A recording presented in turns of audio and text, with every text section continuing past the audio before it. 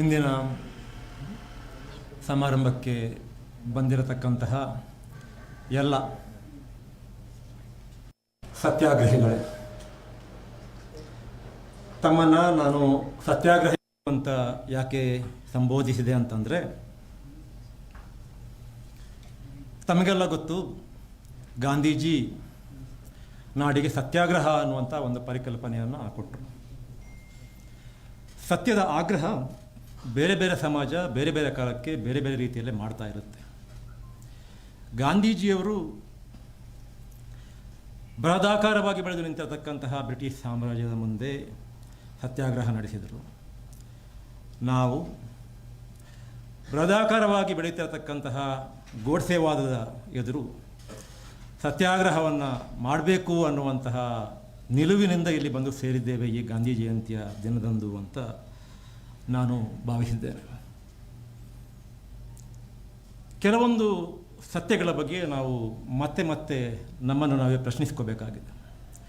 ಗಾಂಧೀಜಿಯ ವಿಚಾರದಲ್ಲಿ ನಾವೆಲ್ಲ ಏನು ತಿಳ್ಕೊಂಡಿದ್ದೆವು ಅಂತಂದರೆ, ಹೌದು, ಜನವರಿ 30, 1948 ದಿನ ಗೋಡ್ಸೆ ಗಾಂಧೀಜಿಯವರನ್ನು ಹತ್ಯೆ ಮಾಡಿದ್ದು ಸರಿ. ಆದರೆ ಗಾಂಧಿ ಯಾರೂ ಕೊಲ್ಲಲಾಗದಂತಹ ಮನುಷ್ಯ, ಗಾಂಧಿ ಸಾಯೋದಿಲ್ಲ ಅಂತ. ಸತ್ಯ, ಗಾಂಧಿ ಸಾಯೋದು ಇಲ್ಲ, ಸತ್ತಿಲ್ಲ. ಆದರೆ ಗೋಡ್ಸೆಯ ಗುಂಡೇಟಿಗೆ ಬಲಿಯಾದ ಗಾಂಧಿ ಇವತ್ತಿಗೂ ಕೂಡ ಬದುಕಿ ಉಳಿದಿದ್ದು ಸತ್ಯ ಆದರೂ ಕೂಡ ಆ ಬದುಕಿದಂತಹ ಗಾಂಧಿ ದಿನದಿಂದ ದಿನಕ್ಕೆ ಬಸವಳಿತಾ ಇದ್ದಾರೆ, ದಿನದಿಂದ ದಿನಕ್ಕೆ ಕೃಷರಾಗ್ತಾ ಇದ್ದಾರೆ, ಮತ್ತು ಎಲ್ಲದಕ್ಕಿಂತ ಮುಖ್ಯವಾಗಿ ದಿನದಿಂದ ದಿನಕ್ಕೆ ಒಬ್ಬಂಟಿಯಾಗ್ತಾ ಇದ್ದಾರೆ. ಅದೇ ವೇಳೆಗೆ ನವೆಂಬರ್ 15, 1949 ದಿನ ಅಂಬಾಲಾ ಜೈಲಿನಲ್ಲಿ ಗಾಂಧೀಜಿಯನ್ನು ಹತ್ಯೆ ಮಾಡಿದ ಆರೋಪ ಹೊತ್ತು ಗಲ್ಲಿಗೇರಿದಂತಹ ಗೋಡ್ಸೆ ಏನಿದ್ದಾನೆ, ಆತ ಗಲ್ಲಿಗೇರಿದ್ರೂ ಇವತ್ತು ಕೂಡ ಬದುಕಿ ಉಳಿದಿದ್ದಾನೆ. ಉಳಿದಿದ್ದು ಮಾತ್ರ ಅಲ್ಲ, ಉಳಿದದಕ್ಕಿಂತ ದೊಡ್ಡದಾಗಿ ಅವ ದಿನದಿಂದ ದಿನಕ್ಕೆ ಬೆಳೀತಾ ಇದ್ದಾನೆ. ಗೋಡ್ಸೆಯ ಸಂತತಿ ದೇಶದಲ್ಲಿ ಹೆಚ್ಚುತ್ತಾ ಇದೆ. ಗೋಡ್ಸೆಗಳ ಸಂಖ್ಯೆ, ಗೋಡ್ಸೆಯನ್ನು ಒಪ್ಪುವವರ ಸಂಖ್ಯೆ, ಗೋಡ್ಸೆ ವಾದವನ್ನು ಅಂಗೀಕರಿಸತಕ್ಕಂಥವರ ಸಂಖ್ಯೆ ಬೆಳೀತಾ ಇದೆ. ಇದು ನಮ್ಮಲ್ಲಿ ದಿಗಿಲು ಮುಟ್ಟಿಸಬೇಕಾದಂತಹ ವಿಚಾರ. ಈ ಕಾರಣಕ್ಕೋಸ್ಕರ ಈ ಕಾಲಕ್ಕೆ ಏನು ಗೋಡ್ಸೆಯನ್ನು ಗೋಡ್ಸೆಯಾಗಿ ರೂಪಿಸಿತ್ತು, ಗೋಡ್ಸೆಯನ್ನು ಕೊಲೆಗಾರನನ್ನಾಗಿ ಮಾಡಿದಂತಹ ಶಕ್ತಿಗಳು ಯಾವುವು, ಮತ್ತು ಗಾಂಧಿಯನ್ನು ಈ ದೇಶದಲ್ಲಿ ಅಂದು ಇಲ್ಲವಾಗಿಸಿ ಇವತ್ತೂ ಗಾಂಧಿಯನ್ನು ಒಬ್ಬ ಖಳನಾಯಕನಾಗಿ ಚಿತ್ರಿಸುವಂತಹ ಮನೋಸ್ಥಿತಿ ಏನಿದೆ, ಇದು ಯಾಕೆ ಬಂತು ಎನ್ನುವುದರ ಬಗ್ಗೆ ನಾವು ಸತ್ಯಾಗ್ರಹಿಗಳಾಗಬೇಕಾಗತ್ತೆ. ಆದ ಕಾರಣ ನಾನು ತಮ್ಮೆಲ್ಲರನ್ನು ಸತ್ಯಾಗ್ರಹಿಗಳು ಅಂತ ಸಂಬೋಧಿಸಿತ್ತು. ನನಗೆ ಈ ಪುಸ್ತಕದ ಬಗ್ಗೆ ಮಾತಾಡಬೇಕು ಅಂತ ಜಾಗೃತ ಕರ್ನಾಟಕ ಸಂಘಟನೆಯವರು ಕೇಳಿಕೊಂಡ್ರು. ಪುಸ್ತಕದ ಬಗ್ಗೆ ಮಾತಾಡೋದು ಮಾತ್ರ ಅಲ್ಲ, ಹೆಚ್ಚುತ್ತಿರತಕ್ಕಂತಹ ಗೋಡ್ಸೆವಾದವನ್ನು ಯಾವ ರೀತಿಯಲ್ಲಿ ಎದುರಿಸಬಹುದು ಅನ್ನೋ ವಿಚಾರವಾಗಿ ಕೂಡ ಮಾತಾಡಬೇಕು ಅಂತ ಹೇಳಿದರು. ಅದನ್ನು ಮಾಡ್ತೇನೆ. ನನ್ನ ಯಥಾಶಕ್ತಿ ನಾನು ಆ ವಿಚಾರವನ್ನು ವಿವರಿಸುವಂಥ ಕೆಲಸವನ್ನು, ವಿಶ್ಲೇಷಿಸುವಂಥ ಕೆಲಸವನ್ನು ಮಾಡ್ತೇನೆ. ಈ ಪುಸ್ತಕದ ಅರ್ಧ ಅನುವಾದಕ ಎನ್ನುವ ನಿಟ್ಟಿನಲ್ಲಿ ಮಾಡ್ತೇನೆ, ಮತ್ತು ಈ ಕಾಲದ ಸತ್ಯಾಗ್ರಹಿ ಅನ್ನುವ ನಿಟ್ಟಿನಲ್ಲಿ ಆ ಕೆಲಸವನ್ನು ಮಾಡ್ತೇನೆ. ಇಲ್ಲಿ ಗೋಡ್ಸೆಯ ಬಗ್ಗೆ, ಗಾಂಧಿಯ ಬಗ್ಗೆ, ಸ್ವಾತಂತ್ರ್ಯ ಸಂಗ್ರಾಮದ ಬಗ್ಗೆ, ಭಾರತದ ಬಗ್ಗೆ, ಭಾರತದ ಸಂಸ್ಕೃತಿಯ ಬಗ್ಗೆ ನನಗಿಂತ ಹೆಚ್ಚು ತಿಳ್ಕೊಂಡಂತಹ ಹಲವಾರು ಹಿರಿಯರಿದ್ದಾರೆ.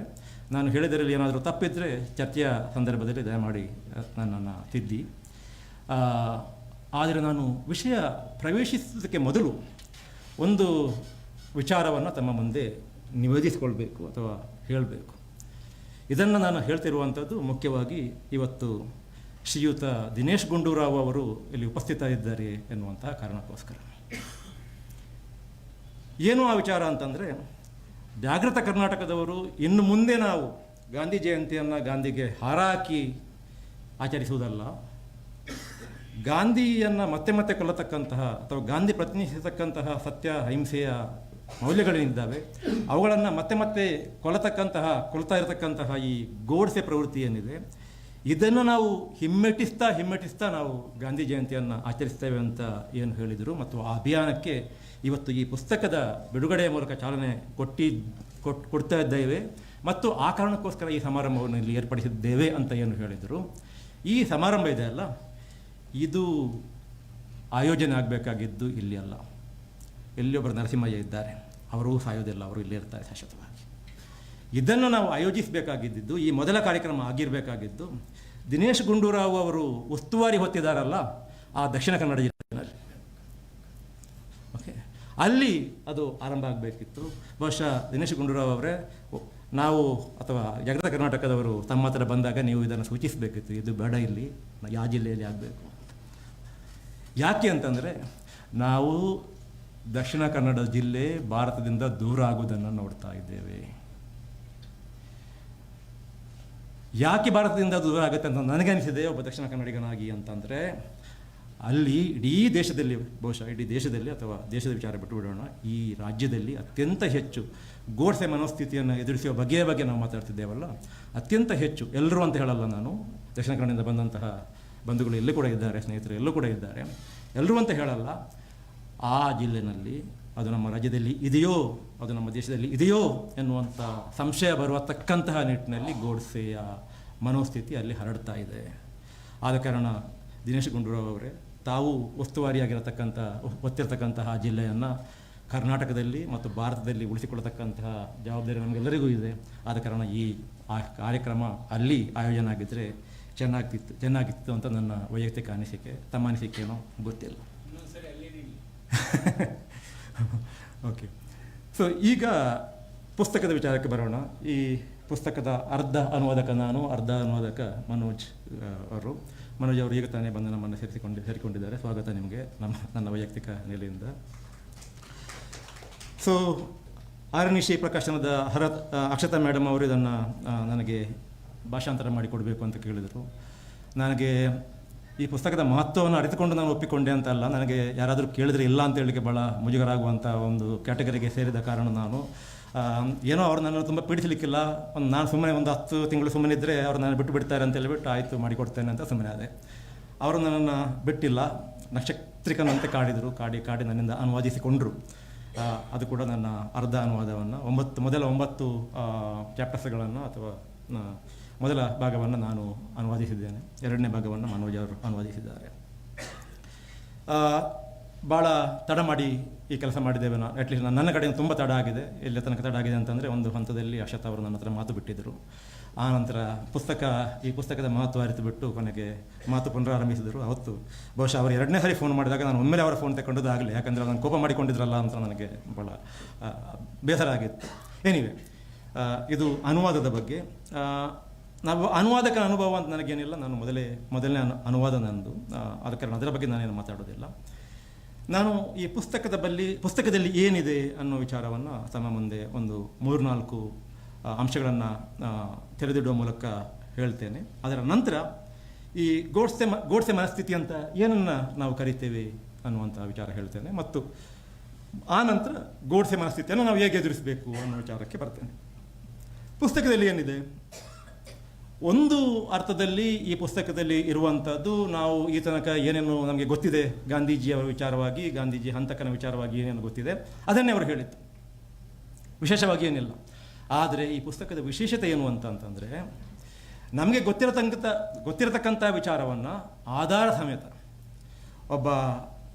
ಅವರು ಪತ್ರಕರ್ತ, ಅವರ ಒಬ್ಬ ಅಕಾಡೆಮಿಷಿಯನ್ ಅಲ್ಲ, ಆದರೂ ಕೂಡ ಅವರೊಬ್ಬ ಅಕಾಡೆಮಿಷಿಯನ್ನ ನೆಲೆಯಲ್ಲಿ ನಿಂತು ಯೋಚಿಸಿ, ಒಬ್ಬ ಸಂಶೋಧಕನ ನೆಲೆಯಲ್ಲಿ ನಿಂತು ಯೋಚಿಸಿ, ತಾನು ಏನು ಹೇಳ್ತೇನೆ ಅದಕ್ಕೆಲ್ಲದಕ್ಕೂ ಕೂಡ ಆಧಾರವನ್ನು ಒದಗಿಸಿ, ನಿಮ್ಮ ಅಭಿಪ್ರಾಯ ಇದಿರ್ಬೋದು, ನಿಮ್ಮ ಅಭಿಪ್ರಾಯ ಇದಾಗಿದ್ದರೆ ಅದರ ಬಗ್ಗೆ ನಿಮಗೆ ಸಂಶಯ ಬೇಡ, ನೋಡಿ ಇಲ್ಲಿ ಆಧಾರ ಇದೆ ಅಂತ ಕೆಲವು ವಿಚಾರಗಳನ್ನು ಮುಂದಿಟ್ಟಿದ್ದಾರೆ. ದಿನೇಶ್ ಗುಂಡೂರಾವ್ ಅವರು ಸರಿಯಾಗಿ ಅದನ್ನು ಅರ್ಥ ಮಾಡಿಕೊಂಡಿದ್ದಾರೆ. ಏನಂತಂದರೆ, ಅವರಲ್ಲಿ ಅವರ ವಾದವನ್ನು ಏನು ಮುಂದಿಡುವುದಿಲ್ಲ, ಇದ್ದ ಸತ್ಯಗಳನ್ನು ಎಲ್ಲವನ್ನು ಸೇರಿಸಿಬಿಟ್ಟು, ನೋಡಿ ಗಾಂಧೀಜಿಯವರ ಕುರಿತಾದಂತಹ ಅಥವಾ ಹತ್ಯೆಗೆ ಸಂಬಂಧಪಟ್ಟಂತಹ, ಗೋಡ್ಸೆಗೆ ಸಂಬಂಧಪಟ್ಟಂತಹ, ಆ ಕಾಲಕ್ಕೆ ಸಂಬಂಧಪಟ್ಟಂತಹ, ಈ ಶಕ್ತಿಗಳು ಎದ್ದು ನಿಂತಹ ಪರಿಸ್ಥಿತಿಗೆ ಸಂಬಂಧಪಟ್ಟಂತಹ ಸತ್ಯಗಳು ಇವುಗಳು ಅನ್ನುವುದನ್ನು ಅವರು ಬಹಳ ಮುತುವರ್ಜಿಯಿಂದ ಬಹಳ ಕಷ್ಟಪಟ್ಟು ದೇಶದ ಮೂಲೆಗೆ ಹೋಗಿ ಇನ್ನೂ ಬದುಕಿರತಕ್ಕಂತಹ ಗಾಂಧಿ ಗೋಡ್ಸೆ ಅನುಯಾಯಿಗಳನ್ನು ಮಾತಾಡಿಸಿ, ಅಥವಾ ಕಂಡವರನ್ನು, ಅನುಯಾಯಿಗಳಂತ ಹೇಳೋಕ್ಕಾಗೋದಿಲ್ಲ, ಈಗ ಯಾರು ಬದುಕಿರಲ್ಲ, ಅವರನ್ನು ಕಂಡವರನ್ನು ಮಾತಾಡಿಸಿ ಈ ಪುಸ್ತಕದಲ್ಲಿ ಅವರು ಆಧಾರ ಸಹಿತ ಕೆಲವು ಸತ್ಯಗಳನ್ನು ನಮ್ಮ ಮುಂದೆ ತೆರೆದಿರತಕ್ಕಂಥ ಕೆಲಸ ಮಾಡಿದ್ದಾರೆ. ಅದರಲ್ಲಿ ಅವರು ಹೇಳ್ತಕ್ಕಂಥ ಮುಖ್ಯ ವಿಚಾರ ಏನು ಅಂತಂದರೆ, ಗಾಂಧೀಜಿಯವರು ಅವರ ಕೊಲೆಯಾದ ನಂತರ, ಗೋಡ್ಸೆ ಕೊಲೆ ಮಾಡಿದ ನಂತರ ಆರ್ ಎಸ್ ಎಸ್ನವರು ನಮಗೂ ಗೋಡ್ಸೆಗೂ ಸಂಬಂಧ ಇಲ್ಲ ಅನ್ನುವಂಥ ಒಂದು ವಾದವನ್ನು ಮುಂದಿಟ್ಟಿದ್ದು ಮಾತ್ರ ಅಲ್ಲ, ಅದನ್ನು ಭಾಳ ಸಮರ್ಥವಾಗಿ ಮಂಡಿಸಿ ದೇಶದ ಜನ ನಂಬುವ ಹಾಗೆ ಮಾಡಿದರು. ನಂಬದೇ ಹೋದವರಿಗೂ ಕೂಡ ಇರ್ಬೋದೋ ಇರಲಿಕ್ಕಿಲ್ವೋ ಅನ್ನುವಂಥ ಸಂಶಯ ಹುಟ್ಟುವ ಹಾಗೆ ಮಾಡಿದರು. ಎಲ್ಲಿ ತನಕ ಅಂತಂದರೆ ಅದಕ್ಕೆ ಬೇಕಾದಂತಹ ಡಾಕ್ಯುಮೆಂಟ್ಸನ್ನು, ಅದಕ್ಕೆ ಬೇಕಾದಂತಹ ದಾಖಲೆಗಳನ್ನು ಅವರು ನಿರ್ಮಿಸ್ತಾ ಹೋದರು. ಅವರು ಕೂಡ ಸಿಸ್ಟಮೆಟಿಕ್ ಆಗಿ ಕೆಲಸ ಮಾಡ್ತಾರೆ ಅಂತ ಎಲ್ರಿಗೂ ಗೊತ್ತು. ಅದನ್ನು 75 ವರ್ಷಗಳ ನಂತರ ಇವತ್ತು ಧೀರೇಂದ್ರ ಝಾ ಅವರು ಇಲ್ಲ, ಅವರು ಸೃಷ್ಟಿಸಿದಂತಹ ದಾಖಲೆಗಳು ನಕಲಿ, ಅಸಲಿಯಾದ ದಾಖಲೆಗಳು ಇಲ್ಲಿವೆ ಮತ್ತು ಆರ್ ಎಸ್ ಎಸ್ಸಿಗೂ ಮತ್ತು ಗೋಡ್ಸೆಗೂ ಒಂದು ಸಂಬಂಧ ಇತ್ತು ಅನ್ನೋದನ್ನು ಬಹಳ ಸಮರ್ಥವಾಗಿ ನಮ್ಮ ಮುಂದೆ ಅವರು ಇಡ್ತಾರೆ. ಅದನ್ನು ಯಾವ ಆಧಾರಗಳ ಮೇಲೆ ಅದನ್ನು ಹೇಳ್ತಾರೆ ಅಂತ ಹೇಳಲಿಕ್ಕೆ ನಾನು ಹೋಗೋದಿಲ್ಲ. ಆದರೆ ಒಂದು ಸಾಲು ಈ ಪುಸ್ತಕದಿಂದ ನಾನು ಓದ್ತೇನೆ.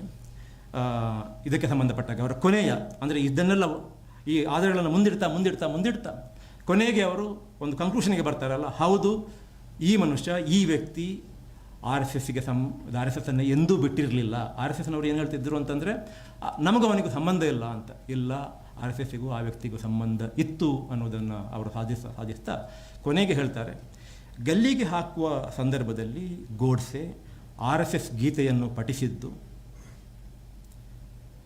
ಆತ ಈಗಲೂ ಆರ್ ಎಸ್ ಎಸ್ನ ಸಕ್ರಿಯ ಸದಸ್ಯನೇ ಆಗಿದ್ದ ಎನ್ನುವುದನ್ನು ತೋರಿಸುತ್ತದೆ. ಯಾಕಂದರೆ ಅಲ್ಲಿ ಮೆಂಬರ್ಶಿಪ್ ಅಂತ ಇಲ್ಲ, ಆ ಸಂಸ್ಥೆ ಒಬ್ಬನನ್ನು ಬಿಡುವುದಂತೆ ಇಲ್ಲ, ಬಿಟ್ಟರೆ ವ್ಯಕ್ತಿ ಬಿಡಬೇಕು. ಅವ ಬಿಟ್ಟಿದ್ದಿದ್ರೆ ಅವ ಗಲ್ಲಿಗೇರುವ ಮೊದಲು, ಕೆಲವೇ ಕ್ಷಣಕ್ಕೆ ಮೊದಲು ಆ ಗೀತೆಯನ್ನು ಪಠಿಸ್ತಿರಲಿಲ್ಲ. ಅವನ ಲಾಯಲ್ಟಿ ಏನಿದ್ರೂ ಕೂಡ ಅವನಿಗೂ ಕೂಡ ಆರ್ ಎಸ್ ಎಸ್ಗೆ ಇತ್ತು ಅನ್ನುವಂಥದ್ದನ್ನು. ಗಾಂಧಿ ಹತ್ಯೆಯನ್ನು ತನ್ನೊಂದಿಗೆ ತಳುಕು ಹಾಕಿಕೊಳ್ಳಬಹುದು ಎಂಬ ಆರ್ ಎಸ್ ಎಸ್ ಪ್ರಯತ್ನಕ್ಕೆ ತದ್ವಿರುದ್ಧವಾಗಿ, ಅಂದರೆ ಒಂದು ಕಡೆಯಿಂದ ಈ ಗೋಡ್ಸೆಯ ವ್ಯಕ್ತಿತ್ವದ ಬಗ್ಗೆ, ಅವನ ಸೈಕಾಲಜಿಯ ಬಗ್ಗೆ ಶ್ರೀಧರಮೂರ್ತಿ ಅವರು ಮತ್ತೆ ಹೇಳ್ತಾರೆ ಅಂತ ನಾನು ಭಾವಿಸ್ತೇನೆ. ಬಹಳ ವಿಶಿಷ್ಟವಾದಂತಹ ಮತ್ತು ಭಾಳ ಸಂಕೀರ್ಣವಾದಂತಹ ಒಂದು ವ್ಯಕ್ತಿತ್ವ ಅದು. ಮತ್ತು ಆ ವಿಚಾರವನ್ನು ಎಷ್ಟರವರೆಗೆ ಬ್ರೈನ್ ವಾಶ್ ಆಗಿದ್ದ ಅಂತಂದರೆ, ಅದೊಂಥರ ಈ ಸೈಕಾಲಜಿಯ ಭಾಷೆಯಲ್ಲಿ delusion of grandeur and delusion of persecution ಅಂತಾರೆ.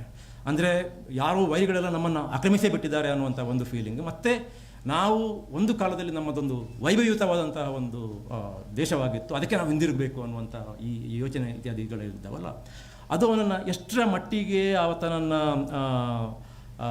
ಆವರಿಸಿತ್ತು ಅಂತಂದರೆ, ಅವ ಏನು ಮಾಡಲಿಕ್ಕೂ ರೆಡಿ ಇದ್ದ. ದಿನೇಶ್ ಗುಂಡೂರಾವ್ ಅವರು ಹೇಳಿದ ಹಾಗೆ ಅವನಿಗೆ ಯಾವುದರ ವಿಚಾರದಲ್ಲಿ ಬೇಸರ ಇರಲಿಲ್ಲ, ಅವನಿಗೆ ಬದುಕಬೇಕು ಅಂತಲೂ ಇರಲಿಲ್ಲ. ನನ್ನನ್ನು ಗಲ್ಲಿಗೆ ಏರಿಸಿ ಅಂತಲೇ ಅವ ಹೇಳಿದ್ದ. ಅವ ಎಲ್ಲೂ ಕೂಡ ಅವ ಅಷ್ಟು ವಾದ ಮಾಡಿದ್ದಲ್ಲ. ಅವ ವಾದ ಮಾಡಿದ್ದು ಯಾಕೆ ಅಂತಂದರೆ, ನನ್ನನ್ನು ಗಲ್ಲಿನಿಂದ ಪಾರಾಗಬೇಕು, ತಾನು ಗಲ್ಲಿನಿಂದ ಪಾರಾಗಬೇಕು, ಕುಣಿಕೆಯಿಂದ ಪಾರಾಗಬೇಕು ಅಂತ ಅಲ್ಲ. ಅವ ಯಾಕೆ ವಾದ ಮಾಡಿದ್ದು ಅಂತಂದರೆ, ಅದನ್ನು ಕೋರ್ಟ್ ಯಾಕೆ ಅನುವಾದಿಸಿತ್ತು ಆ ರೀತಿಯ ವಾದಕ್ಕೆ ಅಂತ, ಅದು ಒಂದು ಪ್ರಶ್ನೆ ಇದೆ, ಅದು ಪ್ರಶ್ನೆ ಬೇರೆ. ಅವ ಅಷ್ಟು ವಾದ ಮಾಡಿದ್ವಿ ಯಾಕಂತಂದರೆ, ನನಗೆ ಗಾಂಧಿ ವಿಚಾರದಲ್ಲಿ ಹೇಳಲಿಕ್ಕೆ ಇದೆ, ಅದನ್ನೆಲ್ಲ ಹೇಳಲೇಬೇಕು ನಾನು, ಅದಕ್ಕೋಸ್ಕರ ನಾನು ವಾದ ಮಾಡ್ತೇನೆ. ಅವ ಕೊನೆಗೆ ಪ್ರಿವಿ ಕೌನ್ಸಿಲ್ಗೆ ಇದು ಅಪೀಲ್ ಆಗ್ತಾರೆ. ಆಗ ಇನ್ನೂ ಕೂಡ ಭಾರತ ರಿಪಬ್ಲಿಕ್ ಆಗಿರಲಿಲ್ಲ, ಸಂವಿಧಾನ ಬಂದಿರಲಿಲ್ಲ, ಬ್ರಿಟಿಷ್ ಅಧೀನದಲ್ಲೇ ಇತ್ತು ಒಂದು ಲೆಕ್ಕದಲ್ಲಿ. ಅಲ್ಲಿ ಪ್ರಿವಿ ಕೌನ್ಸಿಲ್ ಅಲ್ಟಿಮೇಟಾಗಿ ಡಿಸೈಡ್ ಮಾಡಬೇಕಾಗಿದ್ದು, ಈಗ ರಾಷ್ಟ್ರಪತಿಗಳು, ಆಗ ರಾಷ್ಟ್ರಪತಿಗಳು ಇರಲಿಲ್ಲ. ಪ್ರಿವಿ ಕೌನ್ಸಿಲ್ ಡಿಸೈಡ್ ಮಾಡಬೇಕಾಗುತ್ತೆ ಕೊನೆಗೆ ಅವನ ಗಲ್ಲಿಗೆ ಆಗಬೇಕಾ ಬೇಡವಾ ಅನ್ನುವಂಥದ್ದನ್ನು. ಪ್ರಿವಿ ಕೌನ್ಸಿಲ್ಗೆ ಅವ ಅಪೀಲ್ ಹೋಗ್ತಾನೆ. ಅಲ್ಲೂ ಕೂಡ ಯಾಕೆ ಹೋಗ್ತಾನೆ ಅಂತಂದರೆ, ಈ ಪುಸ್ತಕದಲ್ಲಿ ಬರೆಯುವ ಪ್ರಕಾರ ಅವ ಯಾಕೆ ಹೋಗ್ತಾನೆ ಅಂತಂದರೆ, ಅಲ್ಲಿ ಕೂಡ ಇಡೀ ಪ್ರಪಂಚದ ಎದುರು ನನ್ನ ಅಭಿಪ್ರಾಯ ಏನಿದೆ, ಗಾಂಧಿಯ ವಿರುದ್ಧದ ನನ್ನ ಅಭಿಪ್ರಾಯ ಏನಿದೆ, ಅದನ್ನು ನಾನು ಪ್ರಪಂಚಕ್ಕೆ ತಿಳಿಸಬೇಕು ಅಂತ. ಮತ್ತು ಆ ಅಭಿಪ್ರಾಯಗಳೆಲ್ಲ ಭ್ರಮೆಗಳು ಮತ್ತು ಆ ಅಭಿಪ್ರಾಯಗಳೆಲ್ಲ ಸುಳ್ಳುಗಳು ಅನ್ನೋದು ಅವನಿಗೆ ಸ್ವತಃ ಗೊತ್ತಿರಲಿಲ್ಲ. ಓಕೆ, ಸೊ ಇದು ಗೋಡ್ಸೆಯ ವ್ಯಕ್ತಿ ಚಿತ್ರಣ.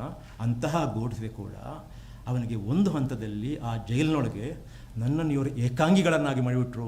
ಯಾರ್ಯಾರು ಅವನನ್ನು ಪ್ರಚೋದಿಸಿದರು, ಯಾರ್ಯಾರು ಅವನ ಮನಸ್ಸನ್ನು ಸಿದ್ಧಪಡಿಸಿದರು, ಅವರು ಯಾರು ಕೂಡ ಅವನನ್ನು ಬಿಟ್ಟುಬಿಡ್ತಾರೆ. ಎಲ್ಲರೂ ಕೂಡ ನಮಗೂ ಅವನಿಗೂ ಸಂಬಂಧ ಇಲ್ಲ, ನನಗೂ ಅವರು ಸಂಬಂಧ ಇಲ್ಲ ಅನ್ನೋ ರೀತಿಯಲ್ಲಿ ಎಲ್ಲರೂ ನಡ್ಕೊಳ್ತಾರೆ, ಇನ್ಕ್ಲೂಡಿಂಗ್ ಸಾವರ್ಕರ್ ಕೊನೆಗೆ ನನ್ನ ಮೈ ಮುಟ್ಟಿ ನನಗೊಂದು ಭರವಸೆ ಮಾತು ಹೇಳ್ತಾನೆ ಅನ್ನುವ ರೀತಿಯ ಒಂದು ಅಪೇಕ್ಷೆ ಇತ್ತಂತೆ ಅವನಿಗೆ. ಅದನ್ನು ಕೂಡ ಅವರು ಮಾಡಿಲ್ಲ, ಅವರು ಮುಖ ತಿರುಗಿಸ್ತಾರೆ ಅಂತ ಪುಸ್ತಕದಲ್ಲಿದೆ. ಆದ ಕಾರಣ ಅಲ್ಲಿ ಗೋಡ್ಸೆ ಅವನಿಗೆ ಗೊತ್ತಿದೆ, ಆರ್ ಎಸ್ ಎಸ್ ನನ್ನಿಂದ ದೂರ ನನ್ನ ಹೆಸರನ್ನು ಅವರ ಜೊತೆಗೆ ಬೆರೆಸಲಿಕ್ಕೆ ಇಷ್ಟಪಡುವುದಿಲ್ಲ ಅಂತ ನನಗೆ ಗೊತ್ತಿದ್ದರೂ ಕೂಡ ಅಲ್ಲಿ ಬಹುಶಃ ಒಂದು ಈ ಸಾಯೋ ಕಾಲಕ್ಕೆ ಜನ ಒಂದು ಸತ್ಯವನ್ನು ಹೇಳ್ತಾರಂತೆಲ್ಲ, ಅದೇ ರೀತಿ ಗೋಡ್ಸೆ ಗಲ್ಲಿಗೆ ಏರುವ ಕೆಲವು ಕ್ಷಣಗಳಿಗೆ ಮೊದಲು ನಮಸ್ತೆ ಸದಾ ವತ್ಸಲೆ ಅಂತ RSSನ ಗೀತೆಯನ್ನು ಪಡಿಸ್ತಾನೆ. ಧೀರೇಂದ್ರ ಝಾ ಅವರ ಪ್ರಕಾರ ಇದಕ್ಕಿಂತ ಹೆಚ್ಚಿನ ಸಾಕ್ಷಿಯನ್ನು ಬೇಕಾಗಿಲ್ಲ, RSSನವನೇ ಅಂತ. ಇದು ಅವರು ಮಂಡಿಸುವಂಥ ಮೊದಲ ವಾದ. ಅದಕ್ಕೆ ಬೇಕಾದಷ್ಟು ಪುರಾವೆಗಳನ್ನು ಕೊಡ್ತಾರೆ, ಭಾಳ ಸಮಗ್ರವಾದಂಥ ಪುರಾವೆಗಳನ್ನು ಕೊಡ್ತಾರೆ.